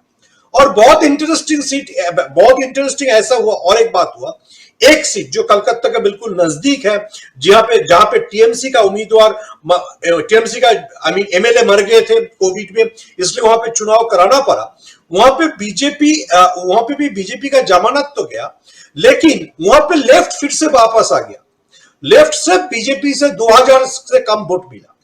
तो बंगाल में जो लोग बीजेपी के पास वोट देने के लिए गए थे वो सारा बीजेपी से वापस जा रहा है, ये मैं पहले बोलना चाहूंगा। और अगर आप देखेंगे हिमाचल प्रदेश हो, कर्नाटक हो, राजस्थान हो, या आपने जो हरियाणा के बात बोले हैं, सारे जगह में लोग बीजेपी के खिलाफ है। अगर खिलाफ होंगे, अगर लोगों को पेट्रोल डीजल का भरना पड़ता है, लोग को बाजार में जाके टोमेटो या अनियन खरीदना पड़ता है, तब तो लोग बीजेपी के साथ नहीं हो सकते। देखिए, मैं थोड़ा दिन कलकत्ता से बाहर थे, दूसरे देश में थे, लेकिन कलकत्ता फिर जब से वापस आ गया हूं, मैं जब रास्ते में चलता हूं, किसी भी पब्लिक ट्रांसपोर्ट को इस्तेमाल करता हूं, लोग इतना गाली देते हैं बीजेपी को, वो पहले सुन लेना चाहिए। अच्छा, और एक बात मैं बोलना चाहता हूं बंगाल की चुनाव के बारे में। बंगाल में ये जो 4 सीट थे, 4 में मुसलमान वोट किसी जगह पे नहीं थे, ठीक है, क्योंकि बंगाल में पिछले इलेक्शन हार जाने के बाद बीजेपी का ये बहुत बड़ा आरोप था कि मुसलमानों ने आम लोगों को हरा दिया। अच्छा, ये चारों सीट बिल्कुल हिंदू वोट के ऊपर थे। अच्छा, उसमें भी और बात है, अगर आप मैं थोड़ा सा बाहर था, इसलिए मैं आपको थोड़ा सा याद कराना चाहता हूं। ये हमारे यहाँ पे दुर्गा पूजा, आपके जैसे नवरात्र, हमारे यहाँ पे दुर्गा पूजा हो रहा था। उस दुर्गा पूजा में बांग्लादेश में कुछ कम्युनल वायलेंस की बात हुआ, वहां पे दुर्गा पूजा के पंडाल में हमला हुआ, वो एक ब्लास्फेमी के एलिगेशन को लेके। तो बांग्लादेश गवर्नमेंट उसके खिलाफ स्टेप लिया। लेकिन हमारे यहाँ पे जो हिंदुत्ववादी है, बीजेपी का आईटी सेल, उन्होंने तो पूरा जमीन पे आ गया। वो हमारे यहाँ पे जो दशहरा होता है, वहां उस दिन से शुरू हो गया कि हिंदू खतरे में है, हिंदू को अगर रखना है तो जरूर बीजेपी को वोट देना है। और मैं आपको कोई भी चेक कर सकता है, दोनों ऐसे सीट था, दोनों जो बीजेपी के पास सीट था, एक नॉर्थ बंगाल में दिनहाटा और एक साउथ बंगाल में शांतिपुर, जो दोनों बीजेपी के पास हो, बिल्कुल बॉर्डर बांग्लादेश वहां से 5 किलोमीटर भी नहीं है, किसकी जगह पे तो 1 किलोमीटर है। तो सब लोग सोच रहा था जी ये जो बीजेपी का कैंपेन है, जो हिंदू खतरे में है। अब मैं इसलिए बोलना चाहता हूं, आपने शुरू किया था ना जी, जोगी जी ने अयोध्या चला गया। मैं तो जोगी जी को बहुत पसंद करता हूं, मेरे को एक बार अयोध्या दिखाने के लिए भी ले गए थे, वो दूसरा बात है। लेकिन ये बात है कि जो इतना हिंदुओं को उन्होंने डराया, जो हिंदू खतरे में है, मुसलमान आके अभी आपको तोड़फोड़ करेगा, उसका नतीजे ये हुआ, जो सीट उन्होंने 18,000 से जीता था, वो 70,000 से हार गए। तो इसका मतलब है हिंदुओं भी अभी पेट्रोल डीजल के बारे में ज्यादा सोच रहा है, दूसरे को छोड़ के। तो ये है general feeling about among the electorate. जो लोग वोटर है वो बीजेपी के बारे में क्या सोचता है, मैं ये पहले बोलना चाहता था। मंडी में नेशनलिज्म का कार्ड नहीं चला। ब्रिगेडियर कुशल ठाकुर जितना भी विक्रम बत्रा के सेंटिमेंट उठा के जितना भी स्पीच दिया, और टोलोनिंग और टाइगर हिल का जीतने का बात किया, वो नहीं चला। वहां पे सारे लोग पेट्रोल डीजल पे आ गए। बंगाल में तो बॉर्डर के उस पास उन्होंने बोलने ही थे जो वहां से मुसलमान आके अभी देश को कब्जा कर लेगा, वो भी नहीं चला। तो लोग बीजेपी को मैं कहूंगा लोग बीजेपी को समझने लगे हैं, ठीक है। और अगर देखेंगे, आपको सब लोगों को याद रहेगा बिहार इलेक्शन के बाद कैसे दिवाली में सजा के बीजेपी ऑफिस में मोदी जी पधार रहे थे। अभी वो दिवाली वो ग्लासगो में मना रहा है, वहां पे दूसरा दिवाली के बारे में सोचता है, ठीक है। अच्छा, तो बात क्या है, लेकिन प्रॉब्लम है जो अमलेंदु जी बोला है, वो बिल्कुल प्रॉब्लम है। जो ये बीजेपी के खिलाफ लड़ना चाहता है, उन लोगों को सोचना पड़ेगा, वो कांग्रेस हो, वो टीएमसी हो, वो समाजवादी पार्टी, ये मेरा अपना सोच है। उनको पहले सोचना पड़ेगा जो हम लोग बीजेपी को हराना चाहते हैं या अपने आप को थोड़ा सा ऊपर दिखाना चाहते हैं। मेरे लिए मैं जितना समझता हूं, अगर ये लोग सोच लेंगे कि बीजेपी को हराना हमारे लिए ज्यादा जरूरी है, तो ये गठबंधन बनाना कोई मुश्किल बात नहीं है। अच्छा, मैं और एक टिप्स दे सकता हूं, छोटा सा बात बोल सकता हूं। बंगाल में बीजेपी और एक काम कर दिया है। बंगाल में हारने के बाद बीजेपी का जो पुराना स्टेट प्रेसिडेंट, वो मेघालय के भी गवर्नर रह चुके हैं, तथागत राय, शायद आप लोग बांग्ला पढ़ नहीं सकते, वो रोज एक के बाद एक ट्वीट कर रहा है जो बीजेपी के लोग कितना लड़कियों के लिए इलेक्शन करते थे, कितना पैसा लिया है, कितना क्या कर रहा है। सतपाल मलिक तो सिर्फ जम्मू कश्मीर के बारे में बोला था, लेकिन अपोजिशन इतना वीक था, पूछा नहीं वो कौन सा आरएसएस लीडर था जो 300 करोड़ घूस देने के लिए सतपाल मलिक को बोला। और सतपाल मलिक इतना निष्कलंक इतना है जो सीधा मोदी जी को फोन करके बोला और वो काम बंद हो गया। लेकिन बंगाल में ये थम नहीं रहा है। बंगाल में तथागत राय रोज बीजेपी के जो बड़े नेता है, कैलाश विजयवर्गीय, ओजीएस शिव प्रकाश जी, इनके बारे में जो बोल रहा है, मेरे ख्याल से कभी तक राहुल गांधी ने भी वो नहीं बोला। कितने लड़कियों के साथ उन्होंने रिजॉर्ट में गया, कौन कैंडिडेट से कितना पैसा लिया, ये सारा कुछ रोज मैंने सुबह से सुनना पड़ता है। अगर आप नहीं भी सुनेंगे तो तथागत राय के जो फॉलोअर्स है वो इतना रीट्वीट करता है, इतना रीट्वीट करता है। आजकल बीजेपी का कोई महिला कार्यकर्ता से बात करने के लिए भी मेरे को शर्म होता है, क्योंकि इसके बारे में तो तथागत राय ये लिख दिया है। ये हालत हो गया बंगाल बीजेपी में। बीजेपी का जो चरित्र, जो लौह पुरुष या जो भी पुरुष, अब पुरुष तो है, और उस पुरुष का पूरा रेमंड्स का विज्ञापन का पूरा बड़ा बजा दिया तथागत राय और दूसरे लोग। बोला ये सब चोर है, सब कैरेक्टरलेस है, ये सब पैसे के लिए आता था, ये सारा कुछ बोल दिया। तो अगर बंगाल में तथागत राय कैलाश विजयवर्गीय के बारे में जो बोला, वो अगर थोड़ा सा ले जाकर मध्य प्रदेश में शिवराज सिंह चौहान के सामने बजाएंगे तो मेरे ख्याल से मध्य प्रदेश में बीजेपी को बीजेपी का भी कैरेक्टर थोड़ा सा शुद्ध हो जाएगा। तो ये बहुत इंटरेस्टिंग बात है। मेरा पूरा बोलने का दो ही बात है। मैं थोड़ा सा दादरा नगर हवेली के आसपास से गुजर रहा था, इसलिए मैं दादरा नगर हवेली के बात किया। लोग बीजेपी के खिलाफ है, लेकिन ये कांग्रेस बड़ा पार्टी है, उसका जिम्मेदारी है दूसरे लोगों से कैसे बात करे, और वो टीएमसी हो या लालू के पार्टी हो, सब लोगों को भी समझना पड़ेगा हम लोगों का बड़ा दुश्मन कौन है। बड़ा दुश्मन अगर बीजेपी है तो उसके साथ, उसके खिलाफ कैसे गठबंधन करेंगे। मैं अमलेंदु जी और जयशंकर जी को एक थोड़ा सा और बोलना चाहता हूं, क्योंकि बंगाल की कांग्रेस प्रेसिडेंट के बारे में बात हो रहे थे। अधीर चौधरी सिर्फ बंगाल के कांग्रेस प्रेसिडेंट नहीं है, वो पार्लियामेंट में कांग्रेस के लीडर है। लेकिन कोई अगर उसका फोन लिस्ट चेक करेगा तो देखेंगे सारा दिन में उसका 10 कॉल से 8 कॉल जाता है बीजेपी लीडरों के पास।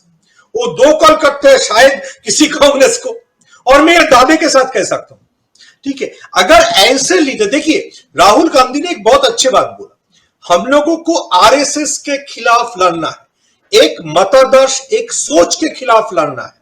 वो सोच के खिलाफ अगर आप पहले आइडियोलॉजी को क्लियर कर लेंगे तो बाद में बाकी सब कुछ जोड़ते जाएंगे। लेकिन आपका जो लीडर है वही अगर सोचते हैं जे मैं हिंदू हूं, मेरे को हिंदू वोट को गैदर करना है, तब तो बहुत बड़ा मुश्किल है। राजीव जी सही बात कह रहे हैं, बहुत महत्वपूर्ण बात आप आखिरी सेंटेंस आपने कही, क्योंकि अगर कांग्रेस की बात करें तो कांग्रेस के साथ में एक सेकुलर का जो तमगा है, और ये तमगा नहीं है, ये कांग्रेस की पूंजी है, कमाई है, उस चीज को बरकरार रखना होगा।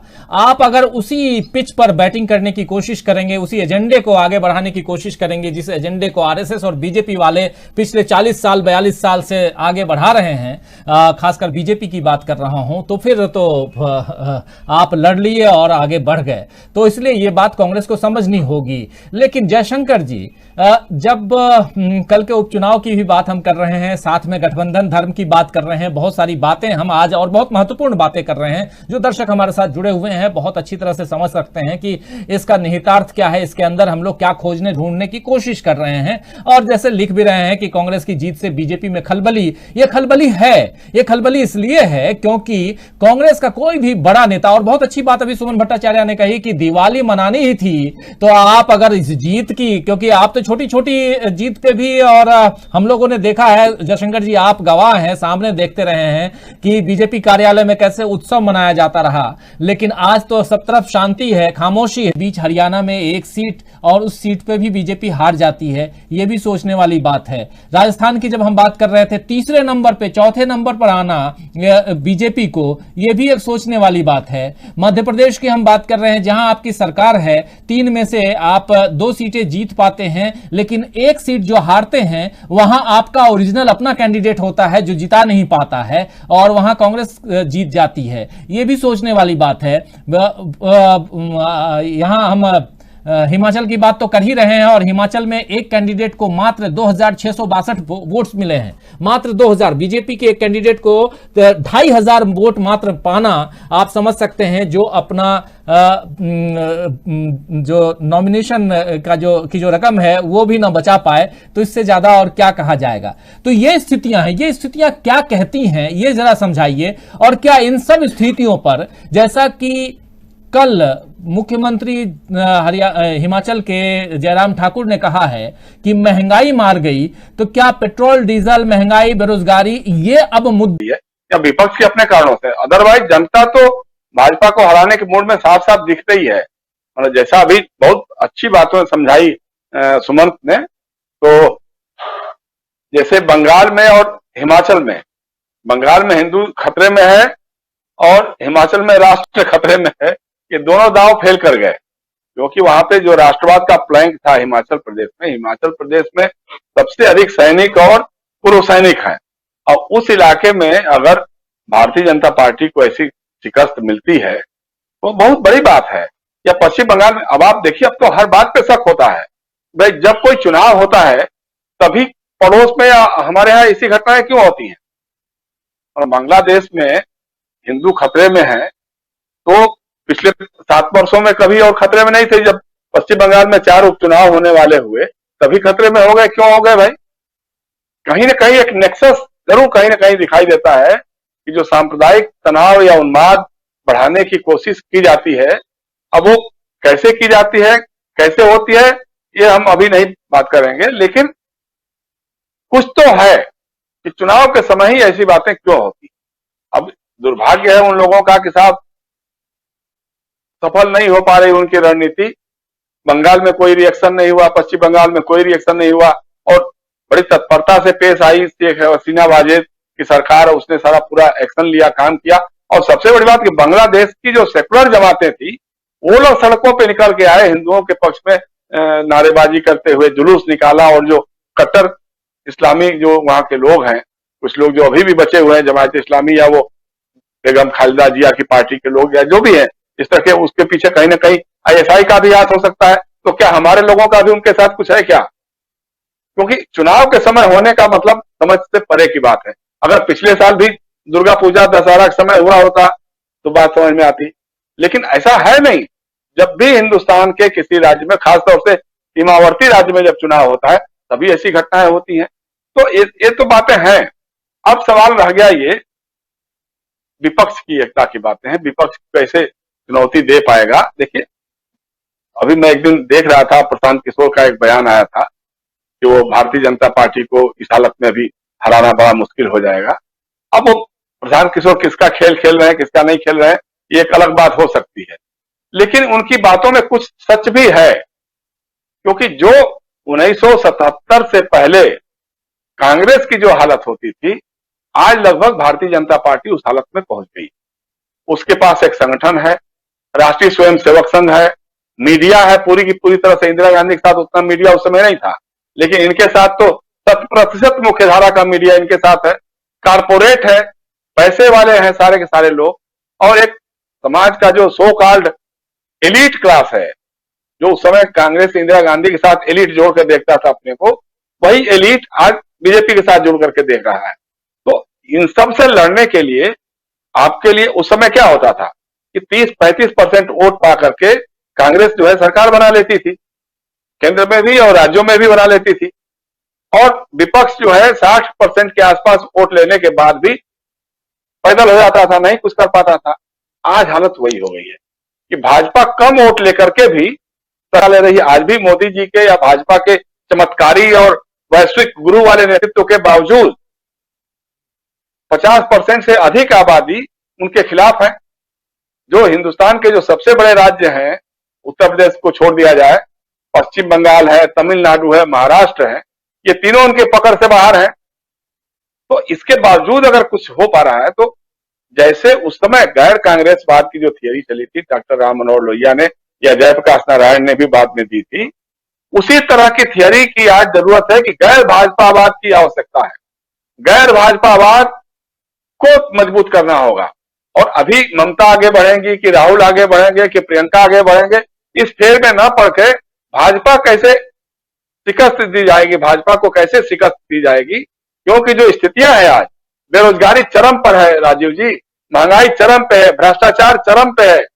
अभी तो धीरे धीरे खुल करके आ रहे हैं घोटाले, जैसे आ रहे हैं, आएंगे और अभी बहुत सारे घोटाले खुल के आएंगे, इनके कालीन के नीचे जो दबे हुए हैं वो सब निकल करके आएंगे। लेकिन उसके लिए आपको एक तो करना पड़ेगा कुछ काम। जब तक आप जनसंघर्ष शुरू नहीं करेंगे, जनता के सवालों पे संघर्ष नहीं शुरू करेंगे और लोगों को भरोसा नहीं होगा कि हाँ अब ये पार्टी हार सकती है और ये विपक्ष जो है इसको शिकस्त दे सकता है। जैसे हिमाचल का जो मैसेज आया है या बंगाल का जो मैसेज आया है या राजस्थान का जो मैसेज आया है या थोड़ा बहुत मध्य प्रदेश का भी इस तरह से देखा जाए, दादरा नगर हवेली का जो है, कर्नाटका का जो है, इससे लोगों में भरोसा बढ़ेगा कि अब ये पार्टी हार भी सकती है। तो इसके लिए पहल किसको करनी पड़ेगी? पहल कांग्रेस को करनी पड़ेगी।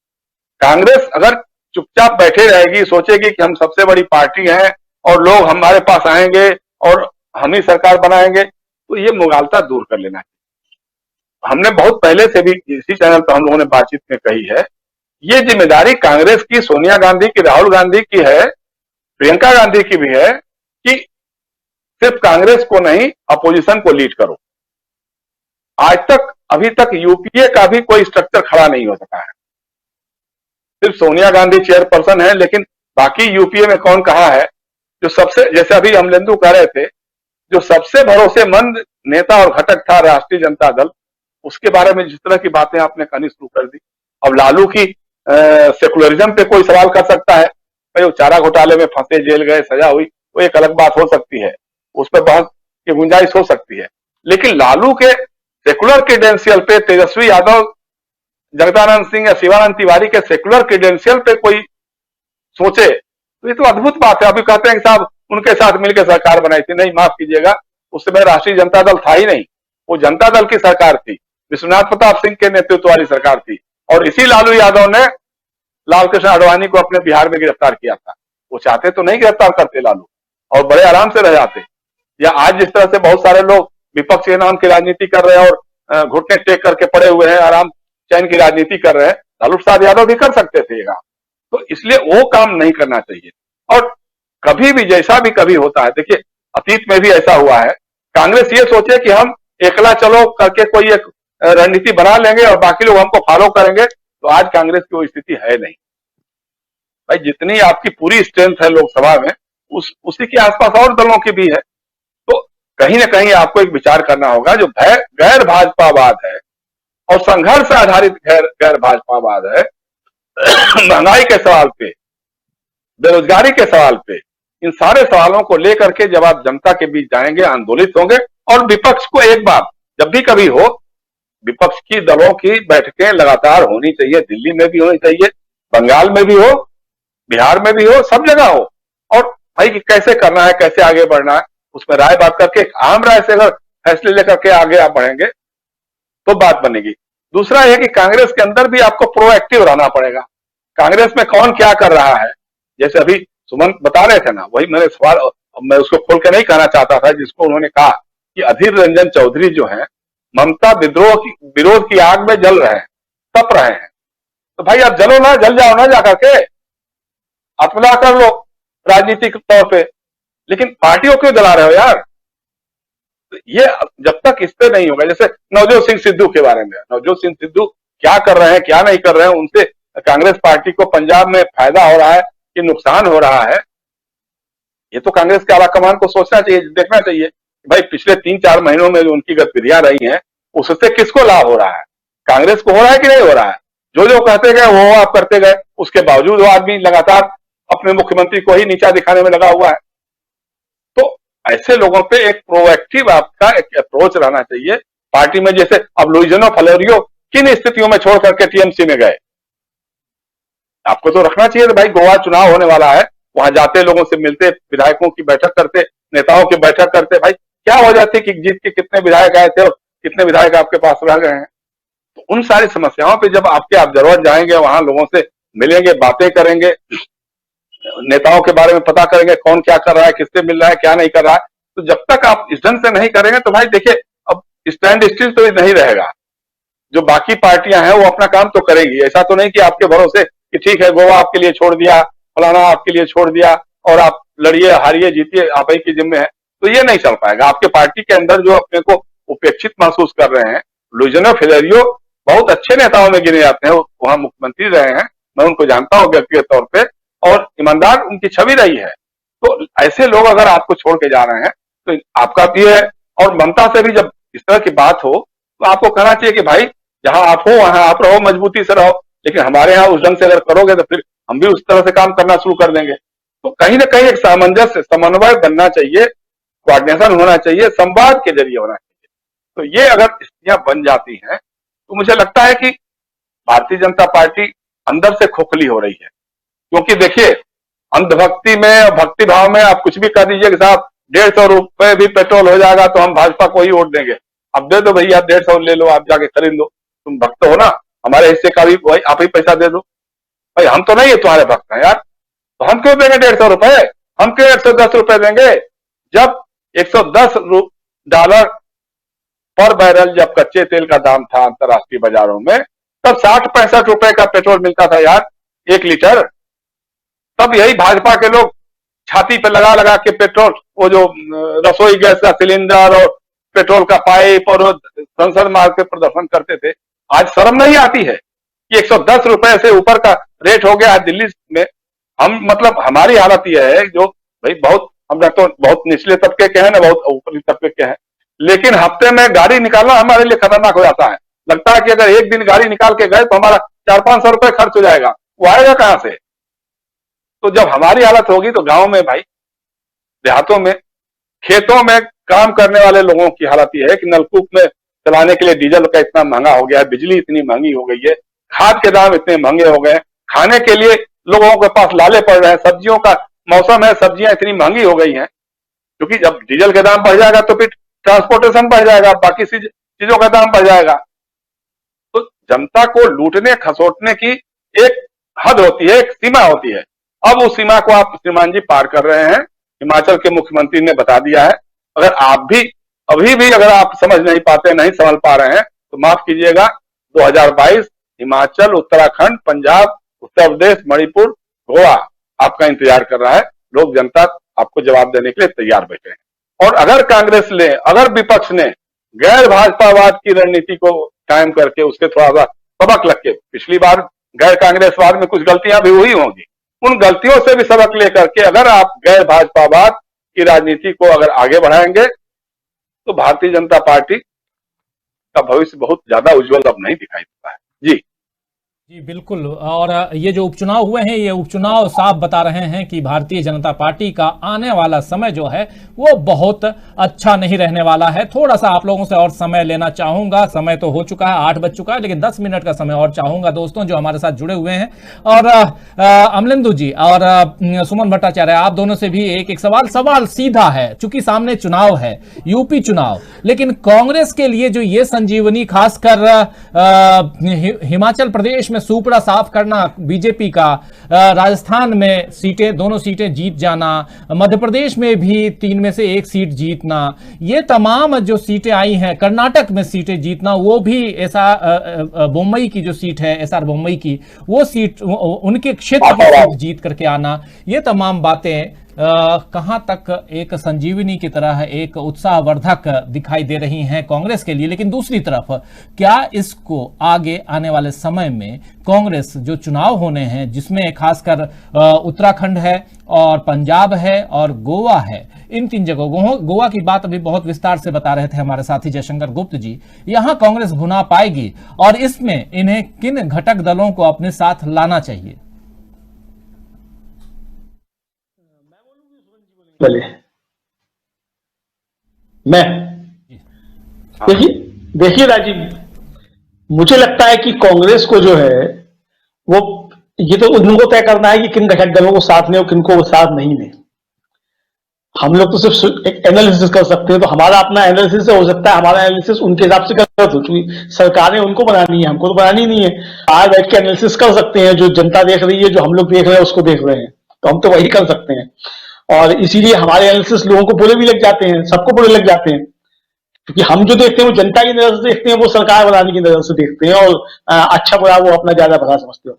लेकिन मुझको लगता है कि एक रणनीति जो है वो निश्चित तौर पर बननी चाहिए। हालांकि यह भी हो सकता है कि आपकी केंद्रीय स्तर पर रणनीति दूसरी हो और राज्यों के स्तर पर आपकी रणनीति दूसरी हो, यह भी हो सकता है, ऐसा नहीं है जैसा नहीं हो सकता, और ऐसा हुआ है पहले भी।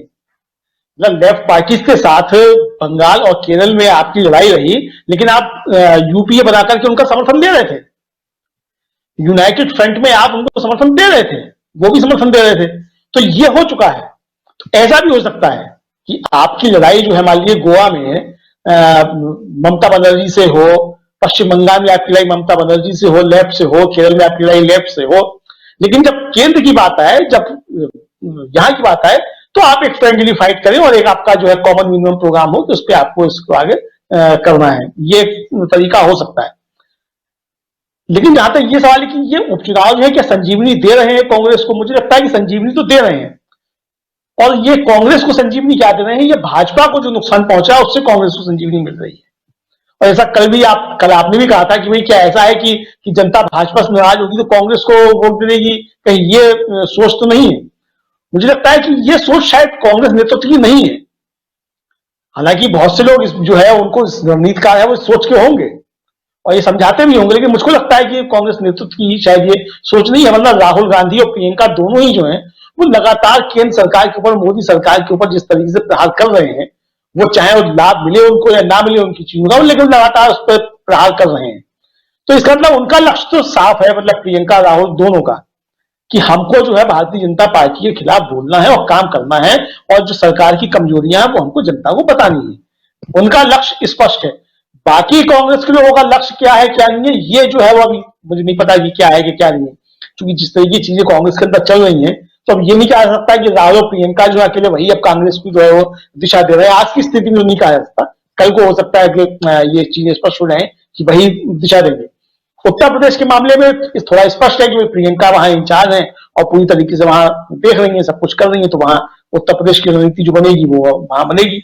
इस तरीके से उत्तराखंड में भी, हिमाचल के जो खासतौर से चुनाव परिणाम आए हैं, मुझे लगता है कि ये पंजाब और उत्तराखंड दोनों जगह कांग्रेस को जो है वो ताकत प्रदान करेंगे। और मैं सोशल मीडिया पर ही देख रहा था कि बहुत से लोग जो है जो कांग्रेस की अंदरूनी राजनीति में कांग्रेस से नाराज रहते हैं और कांग्रेस के ही कार्यकर्ता है, तो उन लोगों ने कुछ पोस्ट जो थी उषा हरीश रावत को लेकर के सोशल मीडिया पर डाल दी, तो तमाम लोग जो थे वो जो पहले भाजपा के समर्थक रहे होंगे वो सब जो थे वो कमेंट करने के लिए आ गए कि अब होगा देखा जाएगा, लेकिन पहले भाजपा को हटाना है। मतलब ये एक मानसिकता जनता की जो बन रही है कि अब जो होगा वो बाद में देखेंगे क्या होगा, लेकिन भाजपा को पहले हटाना है। तो ये मानसिकता जो बनती जा रही है, और इसके लिए कांग्रेस नहीं बना रही है मानसिकता, मैं फिर कहूंगा ये मानसिकता कांग्रेस नहीं बना रही है, इसके लिए कुछ नहीं कर रही है, ये मानसिकता मोदी जी और मोदी जी की सरकार बना रही है।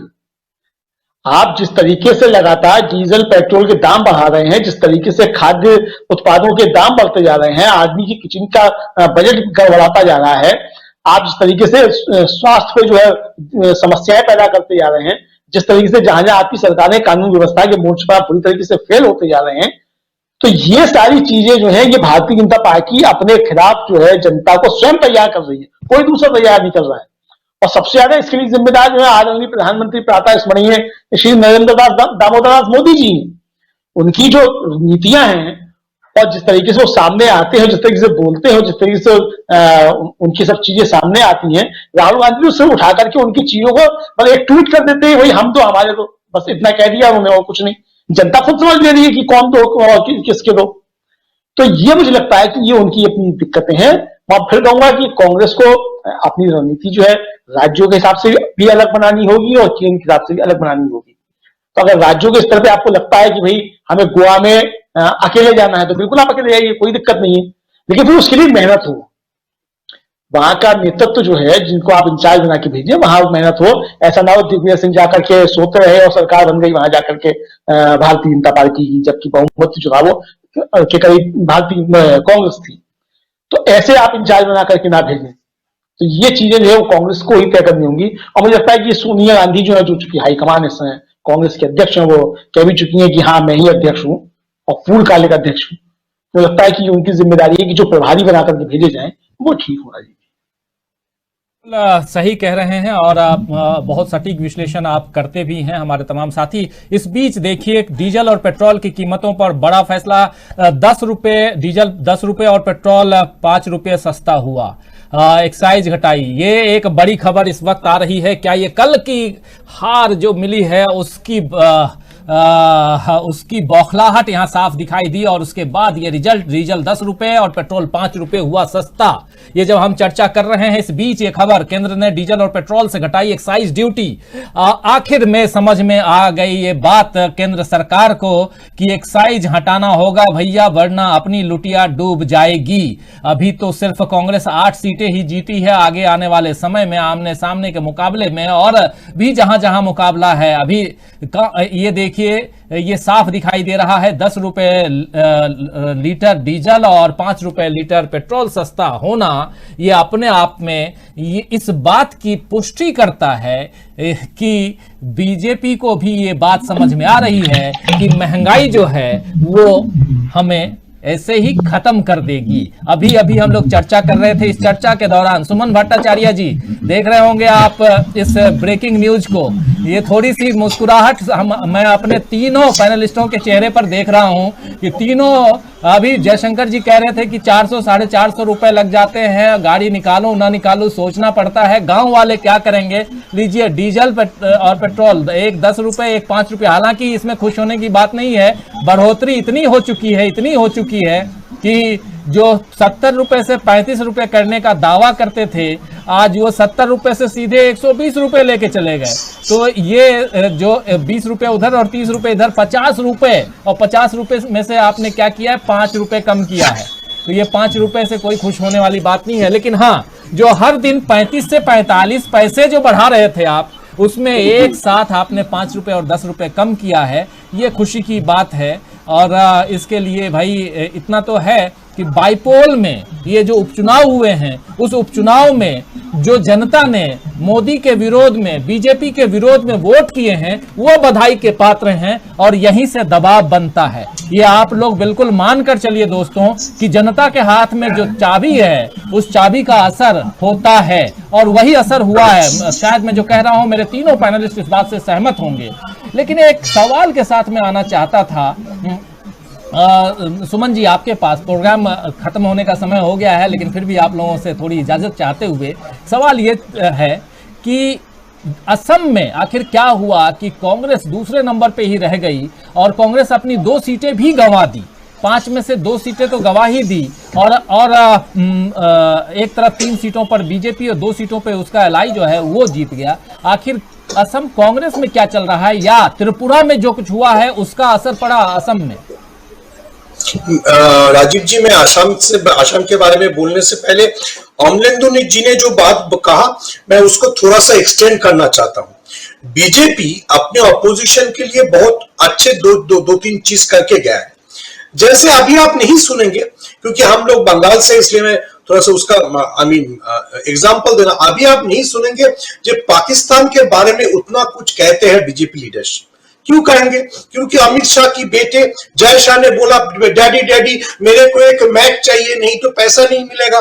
तो अचानक से देखा हम लोग भारत पाकिस्तान से मैच खेलने चला गया।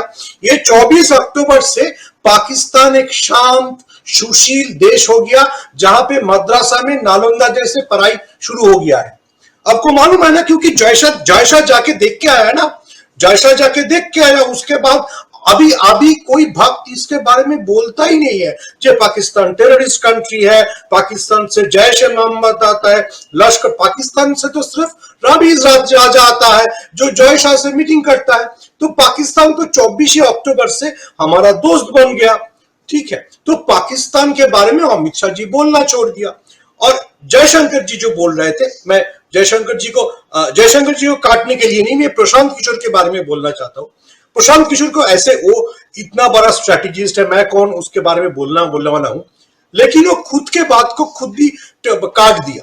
उन्होंने गोवा में बैठ के बोला कि बीजेपी 30% पे पहुंच गया है, तो बीजेपी को अभी कोई नहीं हिला सकता है। उसके बाद उसका क्लाइंट तृणमूल ने बंगाल में बीजेपी को 30 से 10% में लाके दिया। तो ऐसा नहीं है जो बीजेपी इतना ऊपर चला गया जो नीचे नहीं आ सकता है। बंगाल में वो जिस सीट में 38% मिला था, वो सीट में वो 10% में आ गया और उसका डिपॉजिट भी चला गया।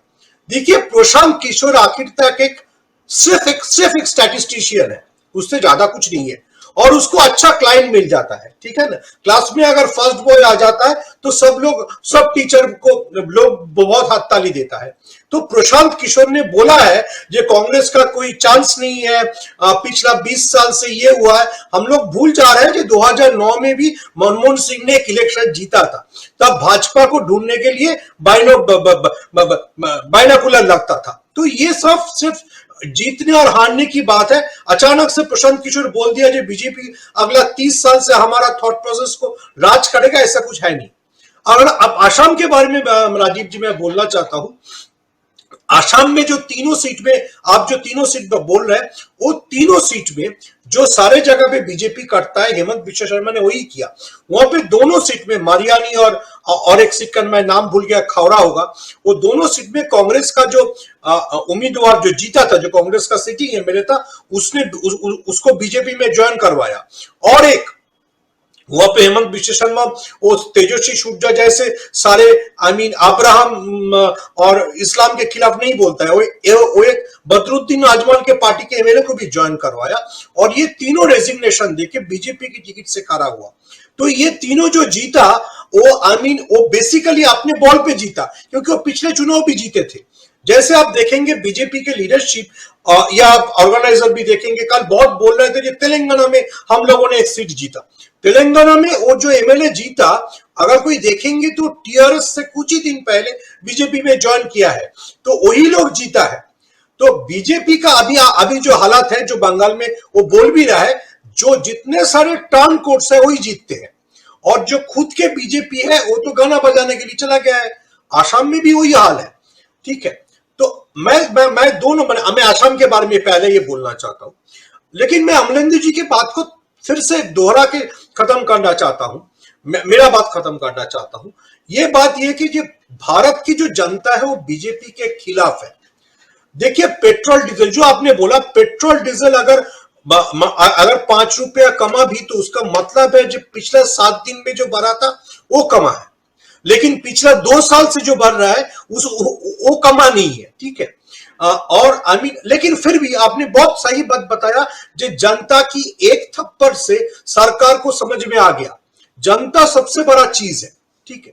जनता सोच लिया है, और जनता देखिए, मैं इसलिए पाकिस्तान की बात छेड़ा कि अभी कर्नल कुशल ठाकुर जितना भी टाइगर हिल के बारे में बात करे ना, अपना बाहु फैला के, लोग क्या सोचेगा, अरे इसका लीडर का बेटा तो पाकिस्तान के साथ मैच खेलने चला गया, और वो भी क्या, पाकिस्तान की शर्त मान के एक मुसलमान देश में।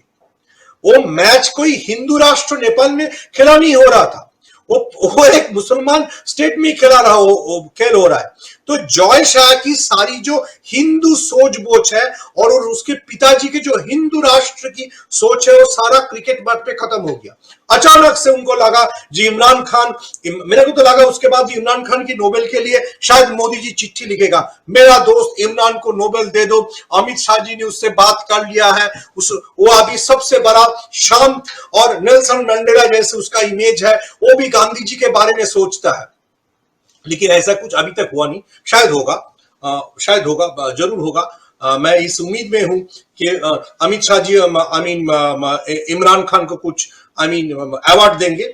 लेकिन अभी बात यह है, पाकिस्तान हमारा दुश्मन नहीं रहा। अभी सिर्फ ये बात रह गया है जे हम मोदी जी वैक्सीन दिया है। अच्छा, मैं अमलेंदु जी और जयशंकर जी के बात को एक्सटेंड करके बोलता हूं, जे अपोजिशन, ये सारे अपोजिशन का गलती है, ये कांग्रेस का सबसे बड़ा गलती है। अरे लोग, बीजेपी इतना नकारा बजा के बोल रहे हैं 100 करोड़ का वैक्सीन दिया है। अच्छा, तो देश में अगर 130 करोड़ का पॉपुलेशन होगा तो बीजेपी क्या सोचा था 40 करोड़ लोग मर जाएंगे, जो हम लोगों को 90 करोड़ में हम लोग हमारा टारगेट हो जाएगा। कोई पूछा नहीं। अगर देश में 130 करोड़ का पॉपुलेशन है तो 100 करोड़ को तो वैक्सीन देना ही पड़ेगा। तो क्या मोदी जी सोच रहे थे कि पिछला 1.5 साल में कम से कम 40-50 करोड़ लोग तो मर जाएगा, मेरे को 100 करोड़ का वैक्सीन नहीं देना पड़ेगा? अरे माने हमारे यहाँ पे क्या हो गया है, हमारे यहाँ पे ये पिछला 15-20 साल का, हम सारे मीडिया वाले हैं, जो काम करने के लिए पुलिस को पैसा मिलता है उसके लिए पुलिस को चराया जाता है। समीर वांगखेड़े अचानक से जेम्स बॉन्ड नंबर 2 आ गया, ठीक है, माने अजित डोभाल के बाद एक तो दूसरे किसी को खड़ा करना पड़ेगा। वो जेम्स बॉन्ड 2 समीर वांगखेड़े आ गया, कहां से आता है, कहां से घुसता है, वो 17,000 करोड़ के ड्रग्स पकड़ लेता है। तो ये जो मैथ बीजेपी वाले बिल्ड करते हैं, और thanks to Mark Zuckerberg Facebook और व्हाट्सएप में बिल्डअप करते हैं, उसको काउंटर करने के लिए भी, क्योंकि शायद जयशंकर जी ने बोला था एक मीडिया स्ट्रेटेजी ऑपोजिशन को बनाना चाहिए। ठीक है, मेन स्ट्रीम मीडिया हमारे पास नहीं है, जैसे बीजेपी के पास एक टाइम में कोई मेन स्ट्रीम मीडिया नहीं था, इसीलिए वो व्हाट्सएप और फेसबुक में इतना झूठ बोलना शुरू कर दिया, जो झूठों के बारे में फेसबुक दिवाला हो गया। ठीक है, फेसबुक का नाम ही चेंज करना पड़ा। ठीक है, तो ये ऑपोजिशन को, ये कांग्रेस का जिम्मेदारी लेना चाहिए। जैसे आप लोगों का यूट्यूब चैनल है, ऐसे और भी जो जहां पे लोग अपना व्यू एक्सप्रेस कर पाए, क्योंकि सारे लोग तो ये सोचता नहीं है जो पेट्रोल का, जो जैसे जयशंकर जी बोला था पेट्रोल का भाव 150 रुपया भी हो जाएगा तो भी हम मोदी भक्त है, लेकिन मोदी भक्त तो है नहीं लोग।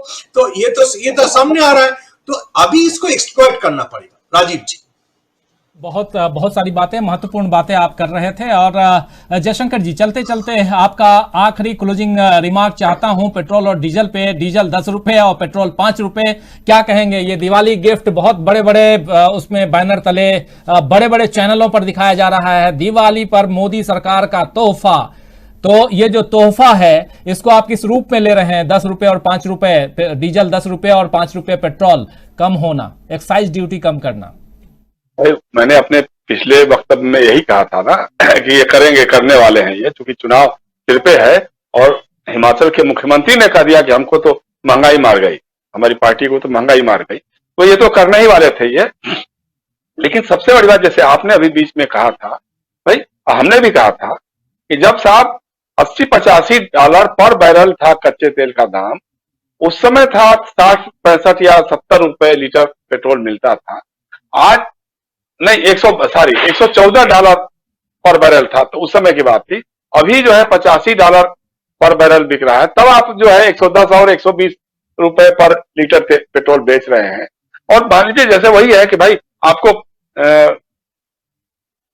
भूखों रखा और एक दिन एक रोटी का टुकड़ा थमा दिया, तो भाई अब लगातार तो आप लूटते चले आ रहे हैं। रोज रोज खबरें कि आज 35 पैसे बढ़ गया, आज 35 पैसे बढ़ गया, करते करते आज 110 रुपए से ज्यादा दिल्ली में हो गया है। मुझे लगता है राजीव जी, अभी चुनाव करीब आएगा, ये लोग 1-2 और राउंड कम कराएंगे, एक्साइज में कम करेंगे, फिर राज्य सरकारें इनकी जो योगी आदित्यनाथ अभी देंगे दिवाली का गिफ्ट, वो भी कहेंगे कि हमने बैट में 10 रुपए या 5 रुपए की कमी कर दी है। इस तरह की ये रणनीति करनी पड़ेगी इनको। हालांकि उसके बावजूद जिस तरह से लोग तबाह हो रहे हैं, जिस तरह से लोगों की खेती तबाह हो रही है, किसानी तबाह हो रही है, परिवार की हालत खराब हो रही है, महंगाई मार रही है हर परिवार को। भाई वही मैंने कहा, अगर कुल मिला के 30% ही भक्त होंगे, उसमें से 10-15% अंधभक्त होंगे, उनमें से कुछ आईटी सेल वाले होंगे जिनको 2 रुपए पर ट्वीट देते होंगे आईटी सेल वाले, उनकी बात छोड़ दो यार। लेकिन बाकी जो देश है, 70% आबादी जो है, या 75-80% जो आबादी है, उसकी भी तो चिंता करो भाई माई बाप। आप किसी का डीए बढ़ा दोगे, समझ में आ गया, ठीक है, उसको डीए बढ़ जाएगा, लेकिन जो कहीं नौकरी में नहीं है वो क्या करेगा? उसको भी तो खरीदना है, उसको भी तो खाना है, उसको भी तो गाड़ी में चलना होगा, स्कूटर मोटरसाइकिल में चलना होगा। तो सिर्फ यही नहीं है, इसके अलावा भी इतनी सारी बातें हैं। बस अपोजिशन जो है, जनता ने चूंकि फैसला सुना दिया हिमाचल प्रदेश में और पश्चिम बंगाल में और मध्य प्रदेश या राजस्थान में, तो उसका असर पड़ा है कि इनके ऊपर दबाव पड़ा है। अगर इसी तरह से कुछ और फैसले आते रहे तो देखिएगा ये किसान विधेयक भी, अपना जो किसान कानून बनाए हैं ये फर्जी कानून, इसको भी वापस लेंगे। इनको सब कुछ करना पड़ेगा, लाइन पे आना पड़ेगा, नहीं तो गद्दी छोड़नी पड़ेगी।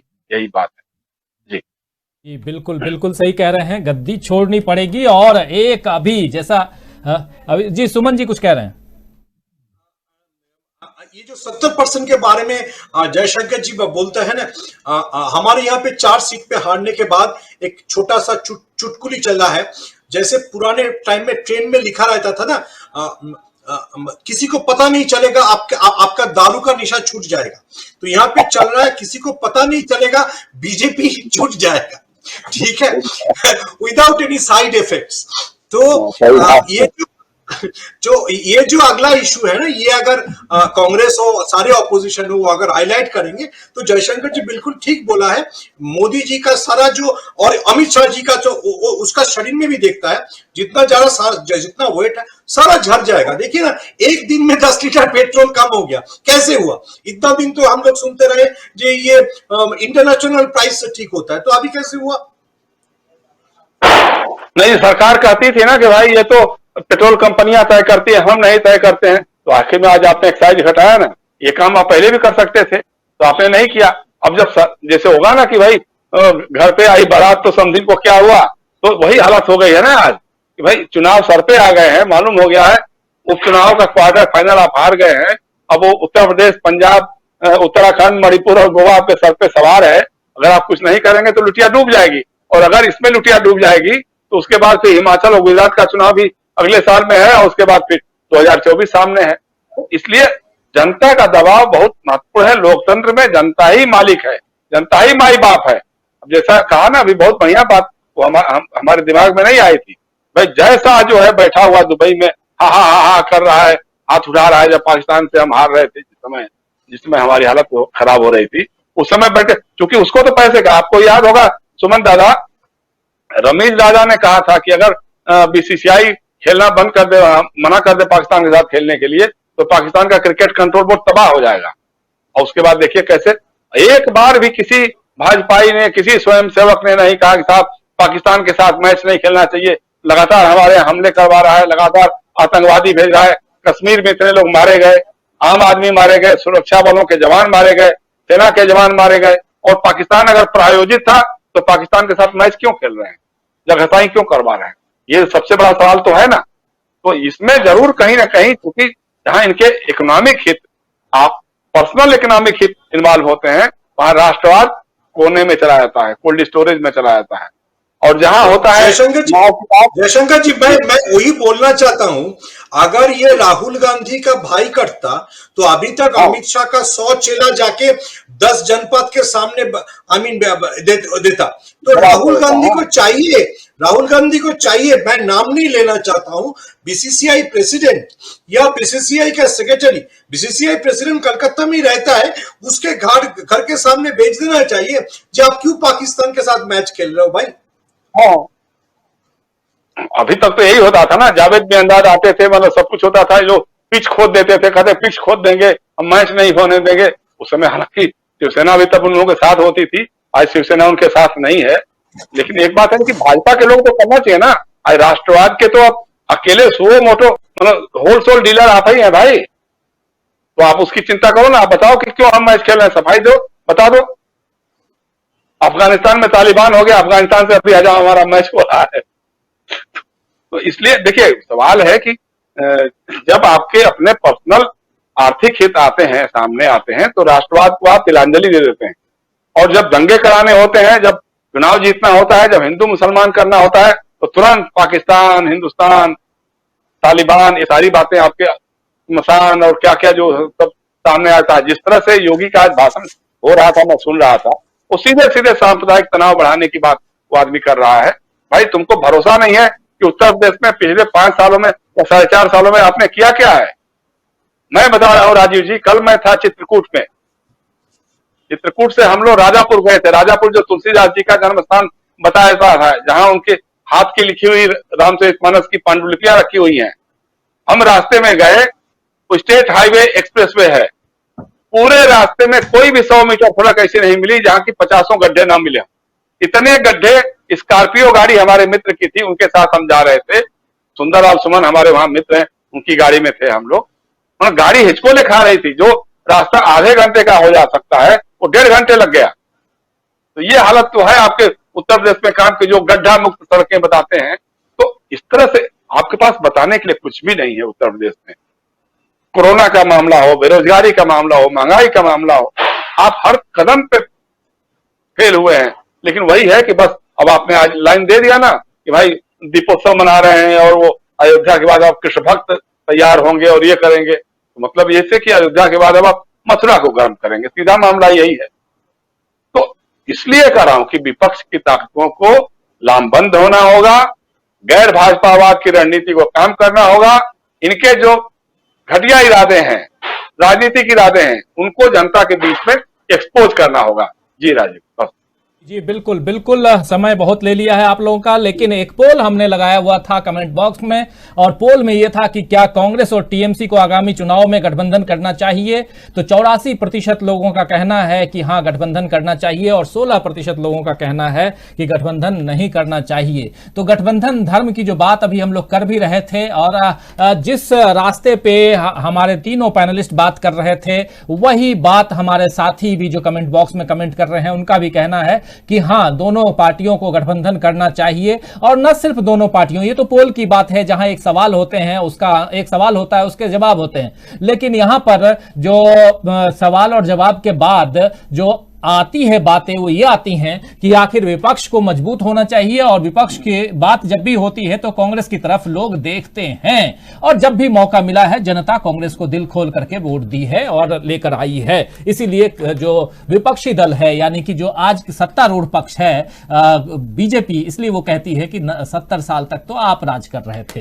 हालांकि वो 70 साल की गिनती अलग ढंग से है, लेकिन फिर भी आप राज कर रहे थे, तो ये राज करने का मौका यहां की जनता ने दिया, कांग्रेस ने छीना नहीं, या जो भी दल जिन्होंने किया। तो आखिर क्या कारण है कि ज्यादा समय जो पिछले 75 साल का जो समय रहा है आजादी के बाद से, उसमें ज्यादा समय कांग्रेस को जनता ने दिया है, ये समझने वाली बात है। हमारे साथ हमारे 3 साथी जुड़े रहे, जयशंकर गुप्त जी, सुमन भट्टाचार्य जी और अमलिंदु उपाध्याय जी। आप तीनों को बहुत धन्यवाद, आप तीनों को बहुत बहुत शुक्रिया अदा करता हूं, और साथ में दीपावली की शुभकामनाएं देता हूं आप तीनों को कि सब कुछ शुभ हो, अच्छा हो, और पेट्रोल डीजल की कीमत जो इस कार्यक्रम में बैठे बैठे आप लोगों ने कम करवाए हैं, और बैठिए कार्यक्रम में और कम हो, 20-30 रुपए और कम हो जाए तो सबका भला हो। सुमन जी और जयशंकर जी और अमलिंदु जी, और साथ में हमारे तमाम साथी जो जुड़े रहे और लगातार महंगाई पे चर्चा करते हैं, इन लोगों को भी मैं कह रहा हूं कि आप लोग महंगाई, बेरोजगारी, ये जो मुद्दा हमसे भी कहते हैं कि इस मुद्दे पर आप चर्चा कीजिए,